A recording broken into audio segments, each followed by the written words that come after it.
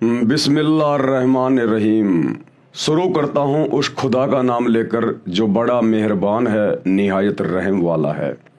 परंतु मुसलमान धर्म के भाई बहनों को तो पता ही नहीं कि अल्लाह कौन है, खुदा कौन है। उसकी जानकारी भी इस पवित्र पुस्तक मुसलमान नहीं समझे ज्ञान कुरान के मार्फत मुसलमान भाइयों को दी जा रही है। इस पुस्तक पर आज हमारा ये 4 नंबर का वीडियो है। यदि आपने अभी तक वीडियो नंबर 1 से देखना शुरू नहीं किया है तो आपको ज़रूर देखना चाहिए, तभी आपको असल में समझ में आएगा कि ओरिजिनल अल्लाह, ओरिजिनल खुदा कौन है, जिसकी जानकारी वर्तमान तक पूरे विश्व के किसी भी मुसलमान मुल्ला मौलवी को नहीं है। तो चलिए शुरू करते हैं उसी पाक खुदा के नाम से जो वर्तमान में सतगुरु रामपाल जी के रूप में धरती पे प्रकट हैं।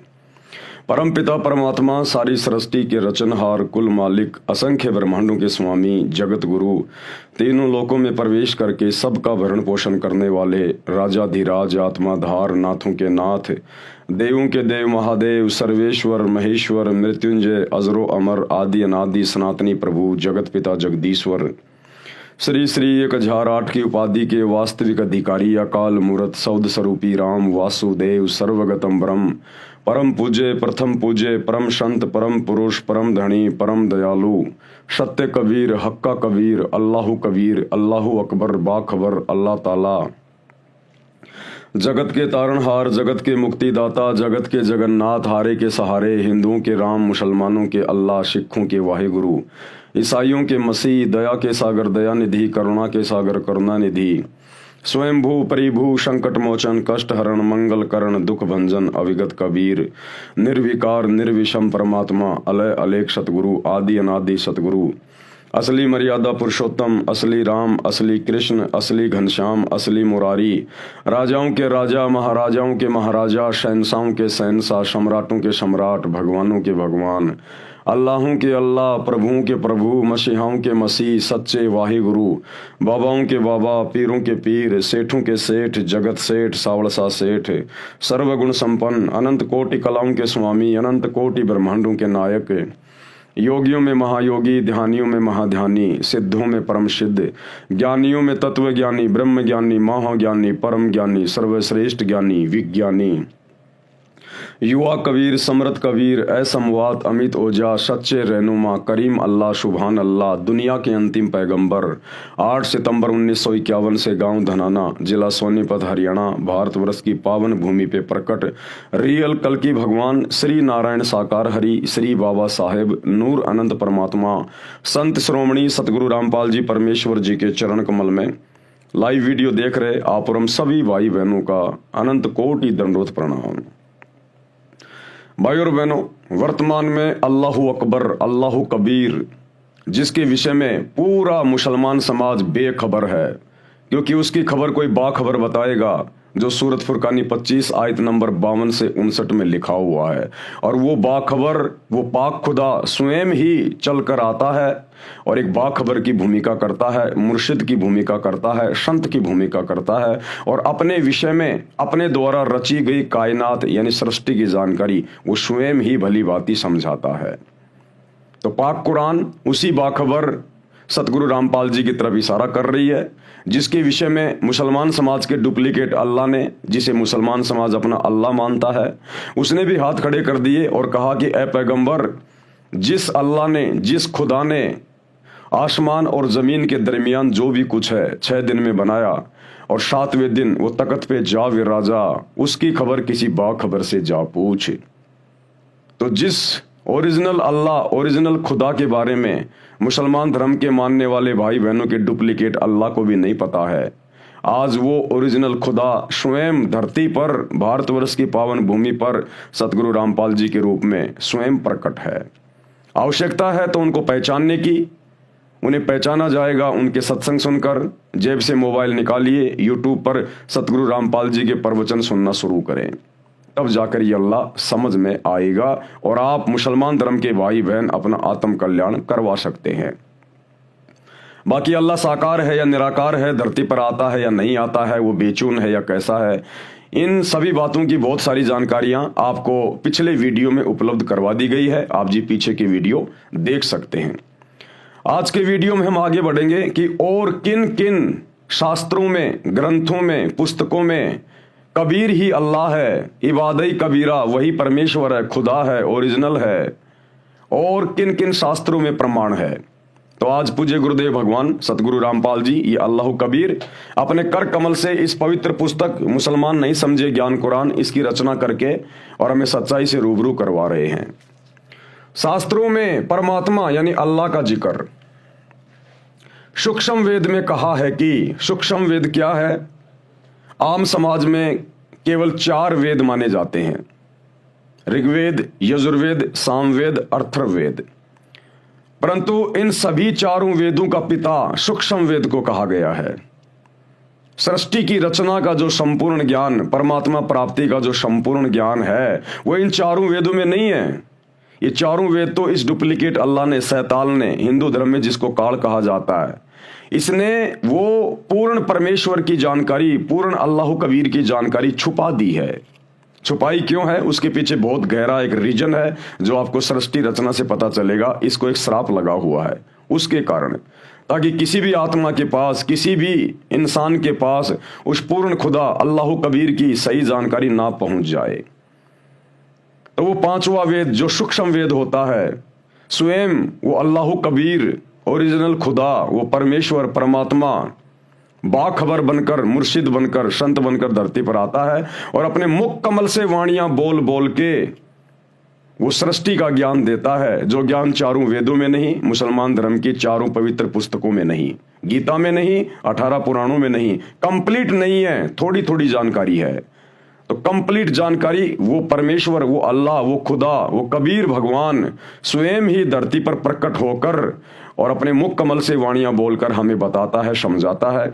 उनके मुख कमल से बोली गई वाणियों को सच्चिदानंद घन ब्रह्म की वाणी कहा जाता है, कलाम ए कबीर कहा जाता है, कबीर वाणी कहा जाता है। और फिर आगे चलकर उसका एक संग्रह कर लिया जाता है जिसको कबीर सागर का नाम दिया गया। 350 साल पहले आदरणीय गरीबदास जी ने उसी परमेश्वर के विषय में 24,000 तमाम वाणियां लिखी हैं, जो आज एक अमर ग्रंथ के रूप में हमारे पास में उपलब्ध है। तो 5वां वेद सूक्ष्म वेद, जिसमें सूक्ष्म जानकारी है, जो जानकारी हिंदुओं के 4 वेदों में नहीं, मुसलमानों की 4 पुस्तकों में नहीं, ईसाइयों की बाइबल में नहीं, सिखों के गुरु ग्रंथ साहिब में नहीं, वो जानकारी वो अल्लाह कबीर स्वयं धरती पर प्रकट होकर अपनी वाणियां बोल के देता है, जिसको सूक्ष्म वेद कहा जाता है। तो सूक्ष्म वेद में क्या कहा गया है?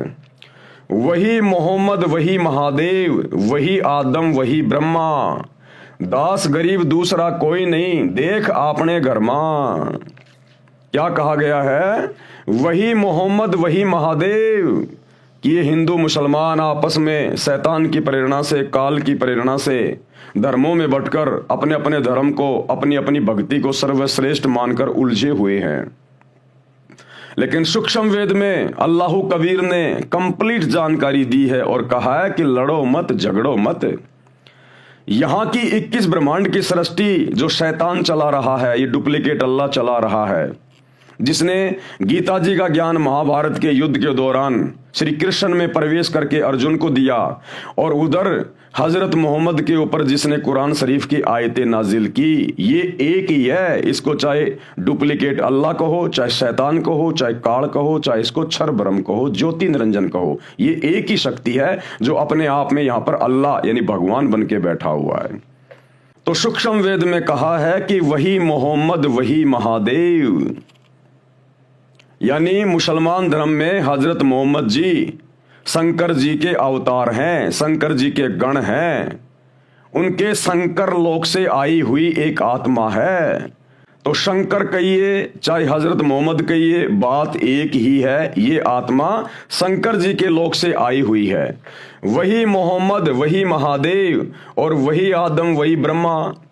और मुसलमान धर्म के लोग जिसे अपना प्रथम पुरुष मानते हैं बाबा आदम, ये बाबा आदम ब्रह्मा जी के लोक से आई हुई आत्मा है, ये ब्रह्मा जी का गण है, ब्रह्मा जी का गण है। वही मोहम्मद, वही महादेव, वही आदम, वही ब्रह्मा, दास गरीब दूसरा कोई नहीं। आदरणीय गरीबदास जी कह रहे हैं सूक्ष्म वेद में कि दूसरा और कोई नहीं है, देख आपने घर में यानी उस सच्चे मुर्शिद सच्चे सतगुरु की शरण में आ, उससे भक्ति प्राप्त कर और फिर वो तुझे शरीर के कमल खोलने के जो शत भक्ति मंत्र देगा उनका जाप कर, फिर तुझे बिल्कुल स्पष्ट दिखाई देगा, तेरे चैनल खुल जाएंगे, तेरी दिव्य दृष्टि खुल जाएगी, तुझे स्पष्ट दिखाई देगा कि हजरत मोहम्मद जिसे तुम अपना पैगंबर मानते हो ये शंकर जी का गण है, श्री शंकर जी के लोक से आई हुई आत्मा है, और बाबा आदम ब्रह्मा जी का गण है, ब्रह्मा जी के लोक से आई हुई आत्मा है। भावार्थ, मुसलमान धर्म के प्रवर्तक हजरत मोहम्मद जी भगवान शिव के लोक से आए पुण्यकर्मी आत्मा थे जो परंपरागत साधना ही एक गुफा में बैठकर किया करते थे। जिस समय हजरत मोहम्मद जी को जिब्राइल नाम का फरिश्ता नहीं मिला था, उनके ऊपर किसी प्रकार की कोई आयतें नाजिल नहीं हुई थी, उससे पहले भी हजरत मोहम्मद जी हीरा की गुफा में बैठकर समाधि लगाया करते थे, पद्म आसन लगाकर साधना किया करते थे, शंकर भगवान की साधना किया करते थे, क्योंकि ये शंकर जी के लोक से आए हुए हैं। अब ये शंकर जी कौन है? ये ब्रह्मा विष्णु और शंकर जी ये तीनों शैतान के पुत्र हैं, ये काल के पुत्र हैं। ये आपको सृष्टि रचना से पता चलेगा जब आगे इस पुस्तक में हम पढ़ेंगे। शिव जी का एक गण जो 11 रुद्रों में से एक है, वह मोहम्मद जी से उस गुफा में मिले।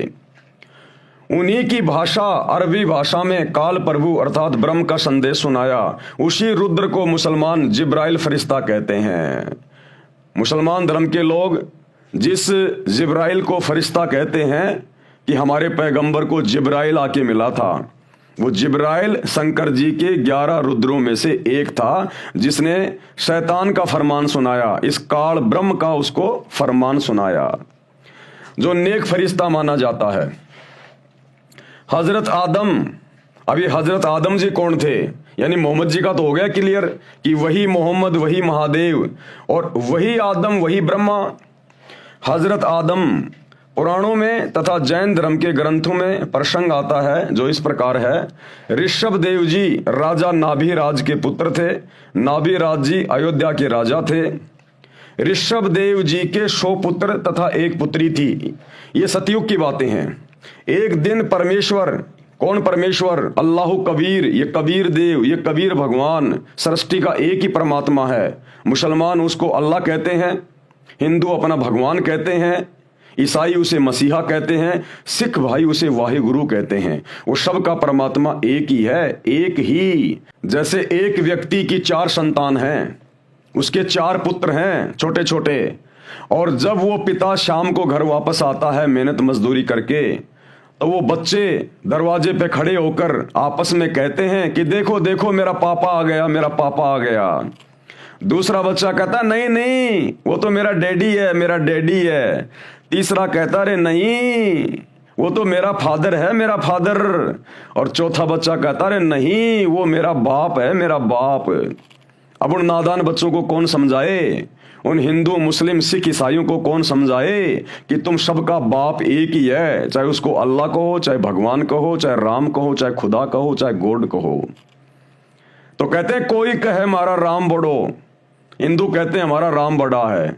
कोई कहे हमारा राम बड़ा है, कोई कहे खुदाई रे, मुसलमान कहते हैं हमारा खुदा बड़ा है। और कोई कहे ईसा मसीह बड़ा, ये बांटा रहे लगाई रे।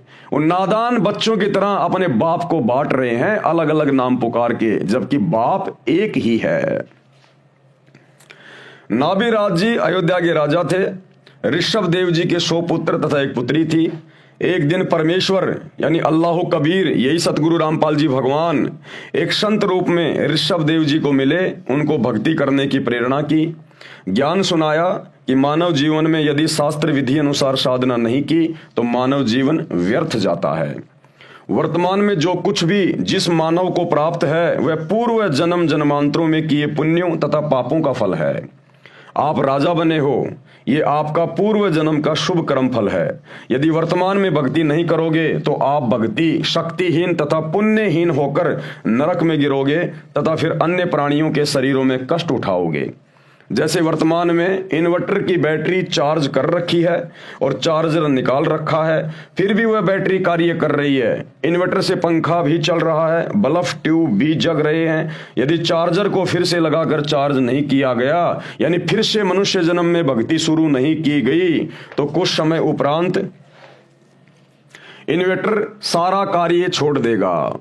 न पंखा चलेगा, न बल्ब, न ट्यूब जगेगी। इसी प्रकार मानव शरीर एक इन्वर्टर है, शास्त्र अनुकूल भक्ति चार्जर है। परमात्मा की शक्ति से मानव फिर से चार्ज हो जाता है, अर्थात भक्ति की शक्ति का धनी तथा पुण्यवान हो जाता है।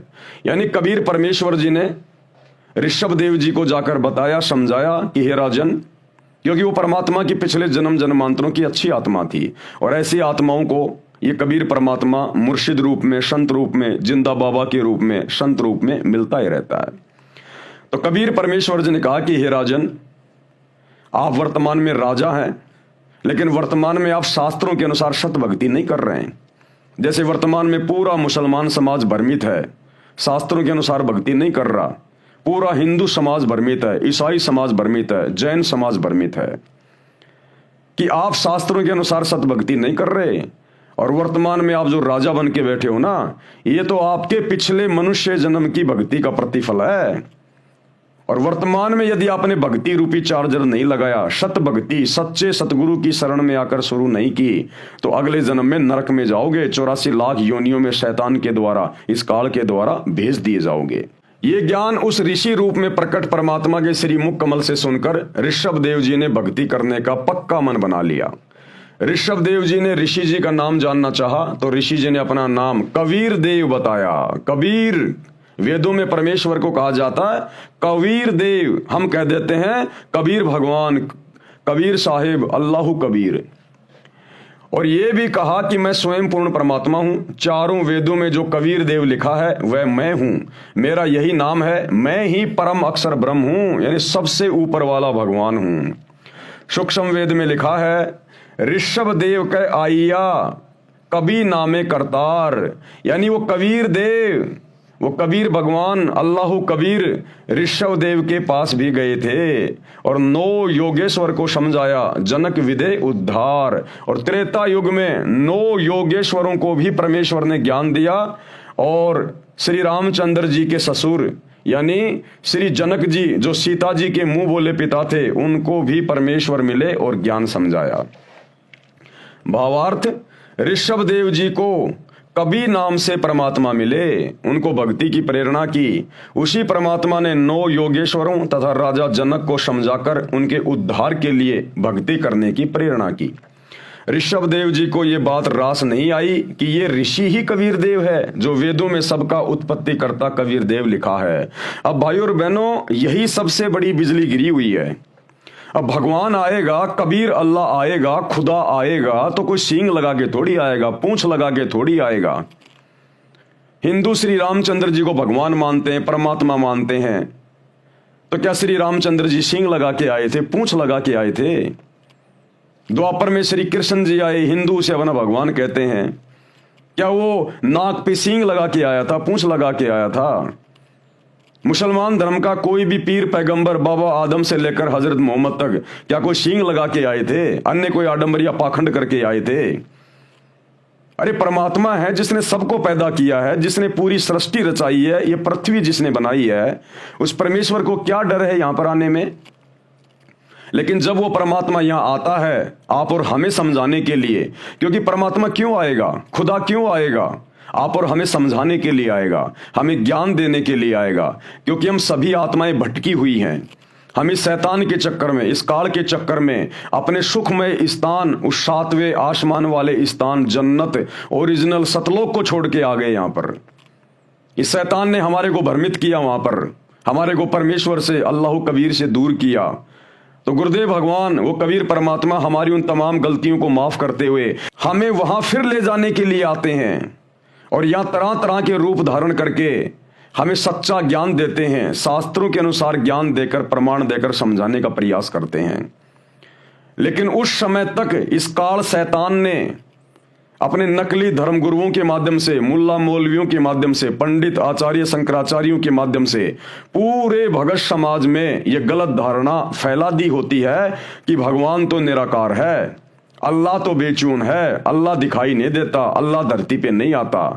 तो जब वो ओरिजिनल अल्लाह, वो कबीर परमात्मा संत रूप में, मुर्शिद रूप में धरती पे आता है और अपना सच्चा ज्ञान देता है, तो जल्दी से आत्माएं स्वीकार नहीं कर पाती हैं, क्योंकि पुराना रंग, वो अज्ञान का, धर्म के ठेकेदारों के द्वारा जो चढ़ाया हुआ होता है, वो जल्दी से उतर नहीं पाता। लेकिन लगातार उनके सत्संग प्रवचन सुनते रहने से वो अज्ञान एक दिन साफ हो जाता है और स्पष्ट रूप से वो परमेश्वर उन आत्माओं को दिखाई देने लगता है। तो भाई और बहनों, थोड़ा सा दिमाग पे जोर डालिए। सतगुरु रामपाल जी का मकसद क्या है? क्या उन्हें मुसलमानों से कोई लोभ लालच है, कोई स्वार्थ है? क्या अन्य धर्म के लोगों से कोई लोभ लालच है? जो इतनी मोटी मोटी 500-500 पेज की पुस्तकें लिख रहे हैं, 30 साल से दिन रात सत्संग कर रहे हैं, क्या स्वार्थ है उनका? वो हमारा पिता है, हमारा बाप है, अल्लाह कबीर है। वो अपनी आत्माओं के लिए ये प्रयास कर रहा है, क्योंकि उसे स्पष्ट दिखाई देता है ये मनुष्य जन्म केवल भक्ति के लिए मिलता है, उसी अल्लाह कबीर की रजा से मिला है। अन्यथा ये शैतान, ये काल हमें 84 लाख योनियों से बाहर नहीं निकलने दे। लेकिन उस अल्लाह कबीर सच्चे खुदा की रहमत से हमें 84 लाख योनियां भोगने के बाद एक मनुष्य शरीर मिलता है। ये चाहे मुसलमान हो, चाहे हिंदू हो, चाहे सिख हो, चाहे ईसाई हो, पूरी दुनिया में 4000 के आसपास धर्म है। हर धर्म के व्यक्ति एक ही प्रोसीजर से माँ के पेट से गंदगी में लिपट के बाहर आते हैं। वो अल्लाह कबीर, वो परमात्मा किसी को हिंदू मुसलमान बना के नहीं भेजता। इस शैतान ने हमें बांटा हुआ है ताकि हम उस सच्चे परवरदिगार की पहचान ना कर लें जब वो धरती पर आकर ज्ञान देता है। तो थोड़ा सा दिमाग पर जोर डालिए। सतगुरु रामपाल जी के प्रवचन घर बैठे मोबाइल पर, यूट्यूब पर सुनना शुरू कीजिएगा एक बार। ये बात रास नहीं आई कि ये ऋषि ही कबीर देव है, जो वेदों में सबका उत्पत्ति करता कबीर देव लिखा है, परंतु भक्ति करने का दृढ़ मन बना लिया। एक तपस्वी ऋषि से दीक्षा लेकर ओम नाम का जाप तथा हठ योग किया। ऋषभ देव जी का बड़ा पुत्र भरत था, भरत का पुत्र मारीची था। ऋषभ देव जी ने पहले 1 वर्ष तक निराहार यानी भूखा रहकर तप किया, जो शास्त्रों के विरुद्ध था। किसी भी शास्त्र में रोजे करने का, व्रत करने का कहीं नहीं लिखा हुआ। ये केवल मनमाना आचरण है, मनमाना आचरण। फिर 1000 वर्ष तक घोर तप किया। ये तप करना भी किसी भी धर्म की पवित्र पुस्तकों में नहीं लिखा हुआ है, नकली धर्म गुरुओं के द्वारा काल प्रेरणा से, शैतान की प्रेरणा से। क्योंकि शैतान का, इस काल का तो एक ही काम है कि हम उल्टी साधना में लगे रहें और अपने कर्म फोड़ते रहें, अपना ये अनमोल मनुष्य शरीर और ये समासें बर्बाद करते रहें। तपस्या समाप्त करके अपने पुत्र अर्थात भरत के पुत्र मारीची को प्रथम धर्म उपदेशना यानी दीक्षा दी। ये मारीची वाली आत्मा 24वें तीर्थ कर महावीर जैन जी हुए थे। ऋषभ देव जी ने जैन धर्म नहीं चलाया, ये तो श्री महावीर जैन जी से चला है। वैसे श्री महावीर जी ने भी किसी धर्म की स्थापना नहीं की थी, केवल अपने अनुभव को अपने अनुयायियों को बताया था। जिस प्रकार श्री हजरत मोहम्मद जी ने कोई मुसलमान धर्म नहीं चलाया, कोई इस्लाम धर्म नहीं चलाया, उन्होंने केवल एक पंथ चलाया था जिस पंथ में बुराइयां नहीं थी, मांस नहीं खाया जाता था, शराब नहीं पी जाती थी, ब्याज नहीं लिया जाता था, चोरी नहीं की जाती थी, केवल एक परमात्मा की पूजा की जाती थी, जैसा भी उनको ज्ञान था। तो हजरत मोहम्मद ने कोई धर्म नहीं चलाया था, केवल एक पंथ चलाया था। लेकिन आगे चलकर शैतान ने इसको एक धर्म का रूप दे दिया। ऋषभ देव जी ओम नाम का जाप यानी ओंकार बोलकर करते थे, क्योंकि वेदों में और गीता में केवल एक ही मंत्र है, ओम, और कोई मंत्र नहीं है जाप करने का चारों वेदों में और गीता में। और ये ओम मंत्र केवल शैतान का है, इस काल का है। शैतान की गोद में ही जाएंगे ओम मंत्र का जाप करके भी। हाँ, ये है, अगर वेदों अनुसार, गीता अनुसार अगर इस ओम नाम का जाप करेंगे और इसकी मर्यादा में रहेंगे तो ब्रह्मा विष्णु महेश की भक्ति से ज्यादा समय तक हम लोग जन्नत में रह सकते हैं, स्वर्ग में रह सकते हैं। और जिस दिन हमारी भक्ति समाप्त होगी उस दिन ये काल हमें उठाकर 84 लाख योनियों में गधा कुत्ता बनाने के लिए छोड़ देता है, नरक में डाल देता है। जिस प्रकार भाई और बहनों ये जन्नत क्या है, ये स्वर्ग क्या है, जहां जाने के लिए मुसलमान धर्म के भाई बहन हम जन्नत में जाएंगे, जन्नत में जाएंगे। हिंदू कहते हैं हम स्वर्ग में जाएंगे, स्वर्ग में जाएंगे। माता पिता दादा दादी के मरने के बाद उसमें लिख देते हैं हमारे स्वर्गवासी दादाजी, और पूरी जिंदगी उसने वो काम किए जो नरक में जाने वाले हैं। तो क्या है ये जन्नत, क्या है ये स्वर्ग? गुरुदेव भगवान ने समझाया, जैसे कोई धनी व्यक्ति और साल भर अपने क्षेत्र में कार्य करता है, नौकरी करता है, थोड़े बहुत पैसे जमा करता है, फिर गर्मी के दिनों में वो अपने बच्चों को लेकर शिमला, ऊटी, मनाली इधर छुट्टियां मनाने चला जाता महीने 2 महीने के लिए। वहां जाकर एक होटल को किराए पे ले लेता है और वहां पर पैसे जमा करवाता है। एक होटल किराए पे ले लिया और जितने भी दिन वो वहां रहेंगे कोई काम नहीं करेंगे, केवल सारा दिन घूमना फिरना, मौज मस्ती करना, होटल में खाना पीना, लेकिन पैसे उसी के खर्च हो रहे हैं। और जब उसके पैसे खर्च हो जाएंगे, होटल वाला बोलेगा भैया या तो पैसे जमा करो या फिर अपना बोरिया बिस्तर यहां से उठाओ। अगर और पैसे हैं तो जमा करवा देगा और थोड़े दिन रह लेगा, अन्यथा उसके बाद फिर वापस अपने उसी वो कर्म क्षेत्र में आ जाता है। बच्चे घर पे बैठ जाएंगे, वो अपनी नौकरी पे जाएगा। इसी प्रकार ये स्वर्ग और ये जन्नत है, ये पृथ्वी लोक। यहां पर हम जैसे भी भक्ति करेंगे, साधना करेंगे, दान पुण्य करेंगे, धर्म कर्म करेंगे, जितनी भी हमारी भक्ति बनती है, हमारे दान पुण्य बनते हैं, तो वो भक्ति धन लेकर ये शरीर छोड़ने के बाद हम ऊपर जाते हैं धर्मराज के दरबार में, और वहां धर्मराज हमारा अकाउंट करेगा, किसने कैसी भक्ति की, कितनी भक्ति की, किसके पास में कितना भक्ति धन है। क्योंकि यहां का धन हम ऊपर लेकर नहीं जा सकते, और ना यहां का धन ऊपर चलता है। जब पाकिस्तान का पैसा हिंदुस्तान में नहीं चलता, हिंदुस्तान का पैसा अमेरिका में नहीं चलता, तो यहां का पैसा वहां ऊपर कैसे चलेगा? वहां तो भक्ति धन चलेगा। परमात्मा कहते हैं कबीरा सब जग निर्धना, धनवंता ना कोई, और धनवंता सो जानिए जिसके पास शत भक्ति रूपी धन होए। और ये शत भक्ति रूपी धन जमा होता है केवल सतगुरु की शरण में आकर भक्ति करने से। तो जब ऊपर जाएंगे धर्मराज देखेगा भैया तेरे को मनुष्य शरीर दिया था भक्ति करने के लिए, अरे बाकी कर्म तो जानवर भी कर ही रहे हैं, बच्चे पैदा करना, उनका पालन पोषण करना, अंत में मर जाना, ये काम तो जानवर भी करता है, पशु पक्षी भी करते हैं। तू क्या करके आया? क्या वही जानवर वाले कर्म करके आया, या तेरे को जो ये मनुष्य शरीर दिया था भक्ति करने के लिए, सच्चे खुदा की सच्ची इबादत करने के लिए, कुछ किया नहीं की? तो वहां जाकर ये नीची गर्दन कर देता है, मुझे तो पता ही नहीं था कौन अल्लाह था, कौन भगवान था, कौन परमात्मा था। मैं तो वही पत्थरों की, मजारों की, मस्जिदों की, मंदिरों की, देवी देवताओं की पूजा में लगा रहा। तो जैसा भी काल तक की साधना करके थोड़ा बहुत भक्ति धन ये लेके जाता है, उस आधार से सबसे पहले इसको जन्नत में भेजा जाता है, स्वर्ग में भेजा जाता है कि भैया तेरी इतनी भक्ति है और 20 साल या 100 साल तू जन्नत में रहेगा। वहां ऑटोमेटिक सिस्टम होता है सारा, उनकी विज्ञान बहुत जबरदस्त है, देवताओं की विज्ञान यहां की विज्ञान से लाखों गुना उत्तम है। तो ऑटोमेटिक होता है वहां पर सारा काम। तो जब तक उस भगत के, वो चाहे हिंदू हो चाहे मुसलमान हो, वहां धर्मराज के दरबार में नंगा होके एक लाइन में खड़ा होता है, वहां कोई हिंदू मुस्लिम नहीं चलता। वहां तो भक्ति धन देखते हैं, बेटा क्या लाया कमा के, भक्ति करी कि नहीं करी, तेरे को मनुष्य जन्म दिया था। तो जितनी उसकी भक्ति होती है उसको ऊपर जन्नत में, स्वर्ग में भेज दिया जाता है। साल 2 साल 10 साल 20 साल 50 साल जिसकी जैसी भक्ति है, यानी होटल में जो जितने समय तक रुकना चाहेगा उतना पैसा जमा कराना पड़ेगा। तो जब उसका ऊपर का समय पूरा हो जाएगा, उसकी भक्ति कमाई नष्ट हो जाएगी, फिर उसको नीचे पटका जाएगा नरक में। क्यों? क्योंकि उसके पाप कर्म भी उसके साथ होते हैं। अब यहां भक्ति आदमी करता है कम, पाप करता है ज्यादा। ये बकरे काटना, मुर्गे काटना, शराब पीना, चोरी करना, डकैती करना, रिश्वत लेना, मिलावट करना, झूठ बोलना, ब्याज लेना, ये पाप कर्म है। इन पाप कर्मों के बदले फिर हमारे को नरक में ठोका जाता है कि बेटा अब थोड़ा सा नरक का भी स्वाद ले ले। लाखों साल तक ये नरक में रहता है क्योंकि पाप कर्म ज्यादा होते हैं। नरक का समय जब पूरा हो जाएगा फिर इसको 84 लाख योनियों में डाला जाता है, चाहे हिंदू हो, चाहे मुसलमान हो, सिख हो, जैन हो, ईसाई हो, कोई भी हो। वहां केवल एक आत्मा देखी जाती है। फिर 84 लाख योनियों में डाला जाता है, इसको गधा कुत्ता सुअर बनाया जाता है।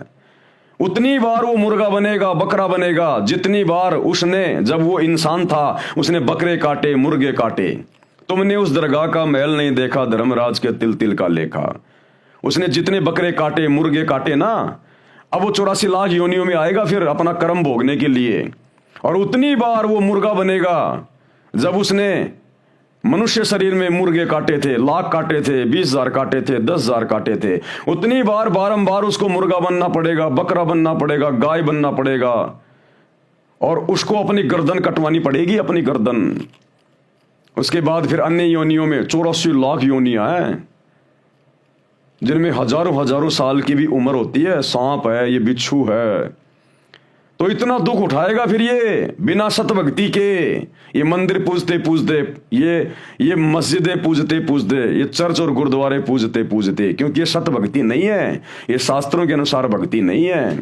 पत्थर पूजे हरी मिले तो मैं पूजूं पहाड़, इससे तो चाकी भली जो पीस खाए संसार। तो वो सच्ची भक्ति देने के लिए, जिस भक्ति को अपनाने के बाद ना मुसलमान कभी नरक में जाएगा, ना 84 लाख योनियों में जाएगा, ना हिंदू ये कष्ट उठाएगा, और 7वां आसमान जिसे मुसलमान कहते हैं लेकिन जानते नहीं, वो सतलोक है, उस अल्लाह कबीर का धाम, लोक, सचखंड, जिसको नानक जी ने सचखंड कहा है, जहां जाने के बाद कभी हमारी मृत्यु नहीं होती, कभी वहां पर हम बूढ़े नहीं होते, कोई काम नहीं करना पड़ता, ना वहां गधा कुत्ता बनना पड़ता, केवल सुख ही सुख है, ठाट बाट है, ऐसा ही शरीर है, ऐसा ही हमारा परिवार है, ऐसी मौज मस्ती है। लेकिन वो मिलेगा सच्चे कबीर की सच्ची इबादत करने से, और वो सच्चा कबीर, इबादत कबीरा, वर्तमान में सतगुरु रामपाल जी के रूप में वही भक्ति देकर हमें सदा सदा के लिए सुखी करने के लिए धरती पर संत रूप में, मुर्शिद रूप में प्रकट है। तो इनकी शरण में आना पड़ेगा, अन्यथा भाई साहब बहुत भयंकर बनेगी। चाहे हिंदू हो चाहे मुसलमान हो, उस परमात्मा के घर में हिंदू मुसलमान नहीं चलता, मंदिर मस्जिद नहीं चलती। अरे हजरत मोहम्मद जी ने कौन सी दिन मस्जिद में जा जाके पूजाएं की थी? श्री राम श्री कृष्ण ने कौन से दिन मंदिरों में जा जाके पूजा की थी? ये तो वर्तमान के पेट भर नकली अज्ञानी मुल्ला मौलवी धर्म गुरुओं ने, आचार्य शंकराचार्यों ने समाज को भ्रमित कर रखा है। तो भाई और बहनों, शास्त्रों के अनुसार भक्ति करोगे तब हमारे को सदगति मिलेगी, आत्मा का कल्याण होगा, वो चाहे हिंदू की हो चाहे मुसलमान की हो। और वो सतभक्ति वर्तमान में केवल अल्लाह कबीर सतगुरु रामपाल जी के पास है। ऋषभ देव जी ओम नाम का जाप ओंकार बोलकर करते थे, उसी को वर्तमान में अपभ्रंश करके अणोकार मंत्र जैनी कहते हैं, इसी का जाप करते हैं। इसको ओमकार तथा ओम भी कहते हैं। हम अपने मुख्य पॉइंट पे आते हैं। जैन धर्म ग्रंथ में तथा जैन धर्म के अनुयायियों द्वारा लिखित पुस्तक आओ जैन धर्म को जाने, उसमें लिखा है कि ऋषभ देव जी, जैनी उन्हीं को आदिनाथ कहते हैं। जैन धर्म के लोग जो आदिनाथ कहते हैं ना, वो ऋषभ देव जी को कहते हैं। तो वो ऋषभ देव जी वाली आत्मा कौन थी? वो ऋषभ देव की आत्मा ही बाबा आदम की आत्मा थी। वो उससे पहले बाबा आदम के शरीर में था वो ऋषभ देव। जैन धर्म ग्रंथ में तथा जैन धर्म के अनुयायियों द्वारा लिखित पुस्तक आओ जैन धर्म को जाने, उसमें लिखा है कि ऋषभ देव जी वाला जीव ही, यानी वही आत्मा बाबा आदम रूप में जन्मा था। वही आत्मा बाबा आदम के रूप में जन्मी थी। मुसलमान धर्म के लोग जिसे अपना प्रथम पुरुष कहते हैं बाबा आदम, वो ऋषभ देव वाली ही आत्मा थी। अब उसी सूक्ष्म वेद की वाणी का सरलार्थ करता हूं। वही मोहम्मद, वही महादेव, चाहे हजरत मोहम्मद कहिए चाहे शंकर जी कहिए, दोनों एक ही हैं। शंकर जी के ही गण थे हजरत मोहम्मद। और वही आदम, वही ब्रह्मा, और बाबा आदम ये ब्रह्मा जी के लोक से आई हुई उनकी आत्मा थी। और दास गरीब दूसरा कोई नहीं, देख आपने घर मां, यानी सच्चे सतगुरु, सच्चे मुर्शिद अल्लाह कबीर सतगुरु रामपाल जी से भक्ति ले लो, उपदेश ले लो, उनके द्वारा बताए गए शत भक्ति मंत्रों का जाप करो, तुम्हें अंदर ही अंदर दिखाई देगा जैसे टीवी चैनल में दिखाई देता है। यानी मैच कहीं पे हो रहा है, लाइव प्रोग्राम कहीं चल रहा है, और हम अपने घर बैठे मोबाइल में देख रहे हैं। इसी प्रकार जब आप सतगुरु रामपाल जी से भक्ति लोगे तो आपकी सिद्धियां ऑन हो जाएंगी। आप लोगों को अपने शरीर में दिखाई देने लगेगा सारा सब कुछ, कौन किसकी आत्मा है, कहां से आया कहां से गया है। बाबा आदम जी श्री ब्रह्मा जी देवता के लोक से आए थे, क्योंकि मानव जन्म में की गई साधना के अनुसार, प्राणी भक्ति अनुसार ऊपर तीनों देवताओं श्री ब्रह्मा जी, श्री विष्णु जी तथा श्री शिव जी के लोकों में बारी बारी जाता है। क्योंकि भाई और बहनों, जब आप सृष्टि रचना पढ़ोगे तो आप लोगों को पता चलेगा कि पूरी सृष्टि की एकमात्र जो परम शक्ति है वो तो है ये कबीर भगवान। उसके बाद इस शैतान ने, इस काल ने उस कबीर भगवान के सतलोक में एक बहुत बड़ी गलती कर दी और इसकी गलती में हमने भी सहयोग दे दिया। हम जितने भी आत्माएं हैं यहाँ, चाहे किसी भी धर्म की हो, चाहे ये पशु हो, पक्षी हो, इन शरीरों में जितनी भी आत्मा, जितनी भी रूहें हैं, इन सब ने सतलोक में काल को सहमति व्यक्त कर दी। तो परमेश्वर ने, अल्लाह कबीर ने हम सबको इस शैतान के साथ में अलग से 21 ब्रह्मांड इसको देकर हमें सतलोक से दूर भेज दिया, यहाँ पर 16 संकोश की दूरी पर। अब इस शैतान ने क्या किया, इसने अपनी पत्नी दुर्गा के साथ में शारीरिक संबंध बनाए और 3 बेटे उत्पन्न किए, ब्रह्मा, विष्णु, महेश। और इस काल को, इस शैतान को मुसलमान भाई जिसे अपना अल्लाह कहते हैं, इसको कबीर भगवान ने, सच्चे खुदा ने इसको श्राप दे दिया था कि तू प्रतिदिन 1 लाख मानव शरीर खाएगा, उनके सूक्ष्म शरीर की वासना खाएगा। तो इसको श्राप लगा हुआ है, जिस कारण से इसकी मजबूरी हो गई मनुष्य उत्पन्न करना। तो इसने 3 पुत्र पैदा किए दुर्गा जी के साथ मिलकर, ब्रह्मा, विष्णु, महेश। और खुद ये गुप्त रहने लगा। दुर्गा से कहा कि अब मैं किसी के सामने नहीं आऊंगा और सारी व्यवस्था तू संभालेगी और मेरे विषय में किसी को मत बताना और ना मैं किसी को दर्शन दूंगा, क्योंकि दर्शन देगा तो हकीकत का पता चल जाएगा। इसका चेहरा बहुत ज्यादा विकराल है, भूंडा चेहरा इसका, ओछा माथा, लंबे दांत, काला कलूटा, देखते आदमी डर जाए। जैसे महाभारत के युद्ध में इसने अर्जुन को दर्शन दिए थे, विराट रूप दिखाया था, उसका कलेजा फट गया था कि ये भगवान अपना ये विराट रूप समेट लो, नहीं तो मेरा कलेजा फट जाएगा। तो इसने सौगंध खा रखी है कि मैं किसी के सामने प्रकट नहीं होऊंगा, चाहे कुछ भी कर ले वो। तो इसने सारी व्यवस्था अपनी पत्नी दुर्गा को संभाला दी और 3 पुत्र इसने दुर्गा के माध्यम से पैदा कर दिए शारीरिक संभोग के द्वारा, और कहा कि अब ये 3 बेटे मेरे लिए भोजन का बंदोबस्त करेंगे, सारी व्यवस्था को ये संभालेंगे अब नीचे। तो ब्रह्मा जी को दे दिया रजोगुण का क्षेत्र। रजोगुण यानी आपस में जो बच्चे पैदा करने की जो उमंग हमारे अंदर जो पैदा होती है ना, उसको कहते हैं रजोगुण। तो रजोगुण के प्रभाव से यहां पर स्त्री और पुरुष आपस में शादियां करते हैं, बच्चे पैदा करते हैं। उनके पालन पोषण की जिम्मेदारी दे दी विष्णु जी को, ये है शतोगुण।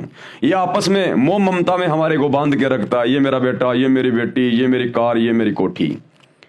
और अंत में मारने पीटने की जिम्मेदारी दे दी शंकर जी को कि शंकर बेटा तू इनको किसी भी तरह से, चाहे बीमारी से, चाहे एक्सीडेंट से, चाहे लड़ाई झगड़े से, इनको मार मार के तू मेरे पास में भेज, मुझे प्रतिदिन 1 लाख मुझे खाने पड़ते हैं।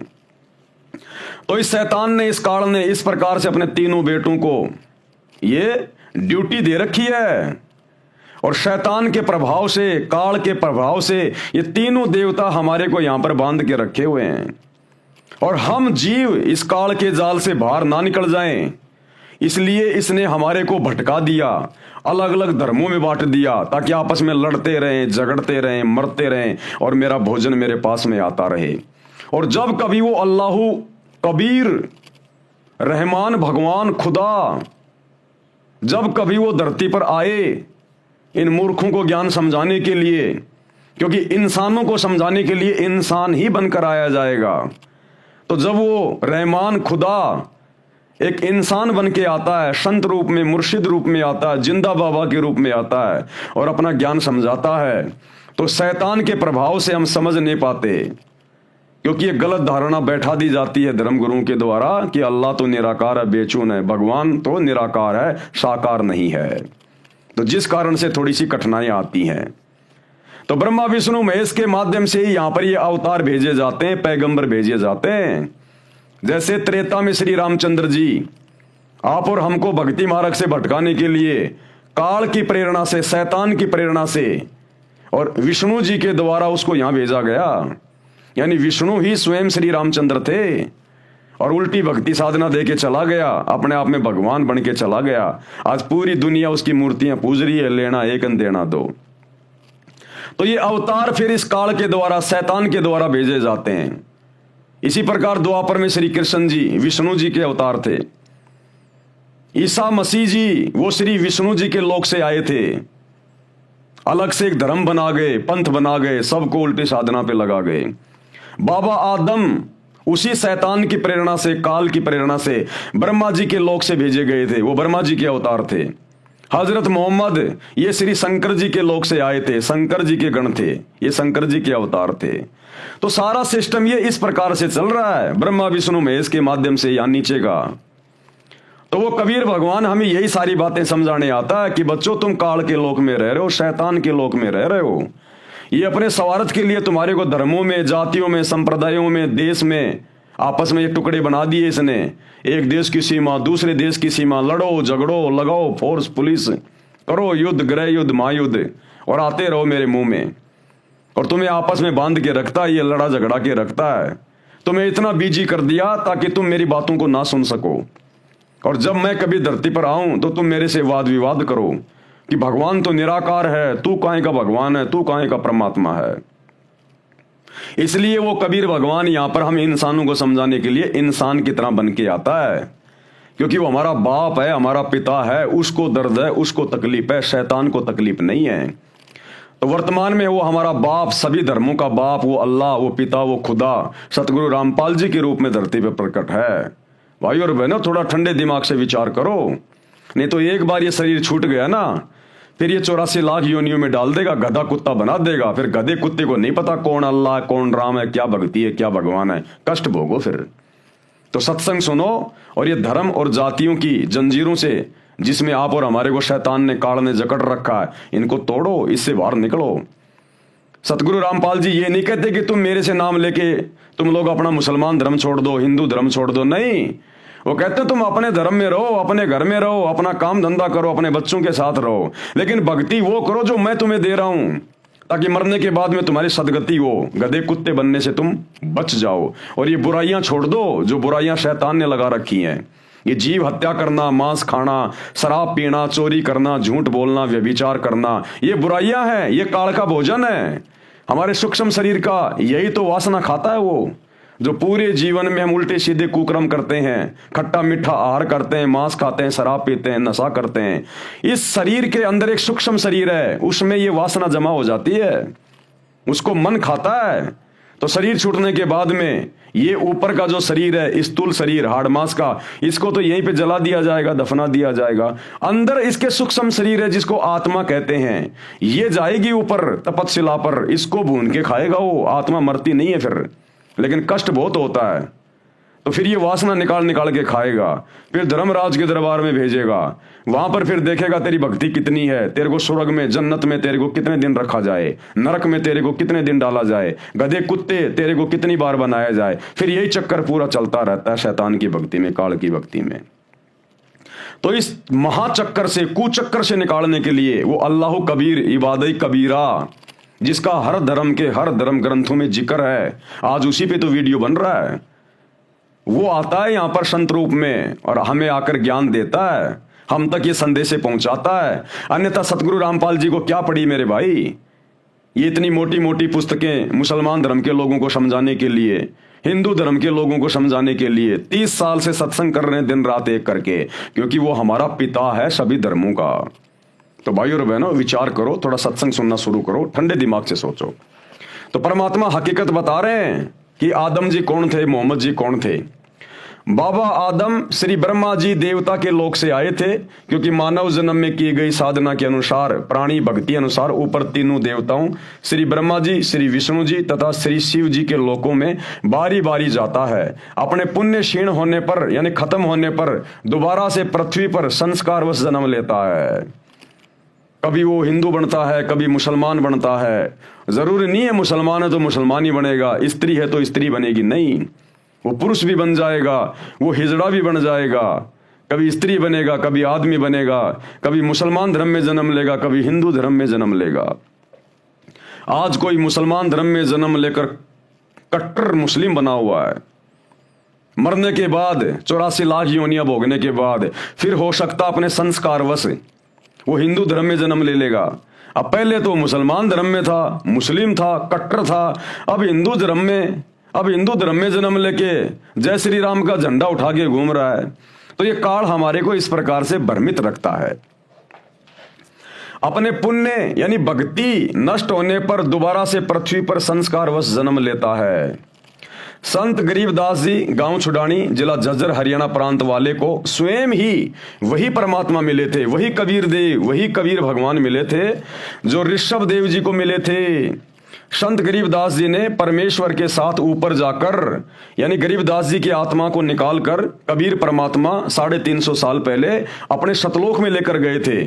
उन्हें सतलोक दिखाने के लिए गए थे ताकि वो आत्मा फिर नीचे आकर जो उसने परमात्मा के साथ जाकर ऊपर देखा, उसका लोक देखा, वो सतलोक, वो सचखंड, सातवां आसमान, वो कितना सुंदर है। वहां पर कभी मृत्यु नहीं होती। ऐसा ही हमारा परिवार है, आज भी है। हमारे पर्सनल विमान खड़े हैं वहां पर, हमारे महल हैं बड़े बड़े, हमारा नूरी शरीर है, कोई काम धंधा नहीं करना पड़ता। तो गरीबदास जी की आत्मा को उनके शरीर से निकालकर कबीर भगवान आप और हमें विश्वास दिलाने के लिए, उनको अपना गवाह बनाने के लिए कि मैं जो धरती पर आकर बता रहा हूं वही सत्य है, तो गरीबदास जी को सब कुछ दिखाया, सारे ब्रह्मांड दिखाए। श्री ब्रह्मा जी का लोक दिखाया, श्री विष्णु जी का लोक दिखाया, शंकर जी का लोक दिखाया, दुर्गा जी का लोक दिखाया, शैतान का लोक दिखाया जहां पर ये बैठा हुआ जीवों को भून भून के खाता है। और फिर सतलोक लेकर गए, पूरा सतलोक दिखाया और उसके बाद उनकी आत्मा को वापस छोड़ा। फिर आदरणीय गरीबदास जी ने 300 साल पहले विश्व की सभी भाषाओं से सम्मिलित सदग्रंथ साहिब की रचना की, जिसको अमर ग्रंथ कहते हैं, जो दुनिया का सबसे बड़ा ग्रंथ है, जिसमें 24,000 वाणियां हैं। गरीबदास जी अनपढ़ थे, वो कभी स्कूल नहीं गए, उनको अक्षर ज्ञान नहीं था, फिर भी उन्होंने पूरे विश्व की भाषाओं के शब्दों का अपने सदग्रंथ में समावेश किया है। अरबी, उर्दू, फारसी, चाइनीज, हर भाषा का, क्योंकि वो परमात्मा से परिचित हो गए थे, उनकी दिव्य दृष्टि खुल गई थी और उन्होंने खुली आंखों से सब कुछ लिखवाया उस ग्रंथ में, जिसको सूक्ष्म वेद कहते हैं। संत गरीबदास जी ने परमेश्वर के साथ ऊपर जाकर अपनी आंखों से सर्व व्यवस्था को देखा था। फिर बताया है कि आदम जी ब्रह्मा जी के लोक से आए थे, आदम जी ब्रह्मा जी के लोक से आए थे, ब्रह्मा के अवतार थे। मोहम्मद जी तमगुण शिव जी के अवतार थे। प्रिय पाठ को अवतार 2 प्रकार के होते हैं। नंबर 1, स्वयं वह प्रभु अवतार लेता है, जैसे श्री राम, श्री कृष्ण आदि के रूप में स्वयं श्री विष्णु जी अवतार धार कर आए थे। परंतु कपिल ऋषि जी, परशुराम जी को भी विष्णु जी के अवतारों में गिना जाता है। ये स्वयं श्री विष्णु जी नहीं थे, विष्णु लोक से आए देव आत्मा थे। उनके पास कुछ शक्ति विष्णु जी की थी, क्योंकि वे उन्हीं के द्वारा भेजे गए थे। इसी प्रकार हजरत मोहम्मद जी श्री शिव जी के लोक से आए देव आत्मा यानी अवतार थे। हजरत मोहम्मद खुद श्री शिव जी नहीं था, शिव जी के लोक से भेजी गई एक अच्छी आत्मा थी। तथा बाबा आदम जी श्री ब्रह्मा जी के लोक से आए देव आत्मा यानी अवतार थे। इसी प्रकार ईसा मसीह जी श्री विष्णु जी के लोक से आए देव आत्मा यानी अवतार थे। ईसाई श्रद्धालु भी ईसा जी को प्रभु का पुत्र मानते हैं, प्रभु नहीं। क्योंकि भाइयों और बहनों, ये धर्म तो अब बने हैं, आज से पहले कोई धर्म नहीं थे। द्वापर में कोई धर्म नहीं था, त्रेता युग में कोई हिंदू, मुसलमान, सिख, ईसाई, जैनी नहीं था, सतयुग में कोई धर्म नहीं था। हम सब एक ही थे, इंसान थे, आज भी इंसान ही हैं। भगवान किसी को मुसलमान बना के नहीं भेजता, ठप्पा मार के नहीं भेजता। बाहर पैदा हो जाता है, उसकी खतना कर दी जाती है, बड़ा होने पर मूंछ कटवा लेता है, टोपी पहन लेता है, तो वो मुसलमान बन जाता है। ये अपनी थ्योरी है, अपना मनमाना आचरण है। हिंदू है तो वो अपने हिसाब से वो हिंदू बन जाता है, जिस भी वो परिवार में जन्म लेता है। भगवान किसी के ठप्पा लगा के नहीं भेजता। ये 3000 साल पहले हिंदू धर्म बना है आदि शंकराचार्य के द्वारा। 1400 साल पहले हजरत मोहम्मद जी ने ये मुसलमान धर्म चलाया। 2500 साल पहले हजरत ईसा ने ईसाई धर्म चला दिया। उस समय नहीं चलाया, उनके जाने के बाद में लोगों ने नाम दे दिए, उनको धर्म का नाम दे दिया। 650 साल पहले ये जो 24वां जो ये तीर्थकर था जैन धर्म का, महावीर जैन, इसके मरने के बाद में जैन धर्म चल गया। श्री नानक जी के शरीर छोड़ने के बाद में लोगों ने सिख धर्म जो है वो चला दिया। तो ये तो अभी 2500-3000 साल के अंदर अंदर सारे धर्म चले हैं। इससे पहले कहाँ थे ये धर्म? तो हम सब इंसान हैं, हमारा एक ही धर्म है, मानव धर्म। हम सब इंसान हैं, मानव हैं। इसीलिए सतगुरु रामपाल जी परमेश्वर जी ने आकर अपना नारा दिया है कि बच्चों तुम भूले बैठे हो शैतान की प्रेरणा से। जीव हमारी जाति है, यानी हम केवल जीव हैं, जीव। दो कोटि के प्राणी हैं सभी, चाहे कोई राष्ट्रपति है, चाहे प्रधानमंत्री है, चाहे किसी भी देश का है, चाहे किसी भी धर्म का है, केवल दो कोटि का जीव है। सबका मिट्टी का शरीर है।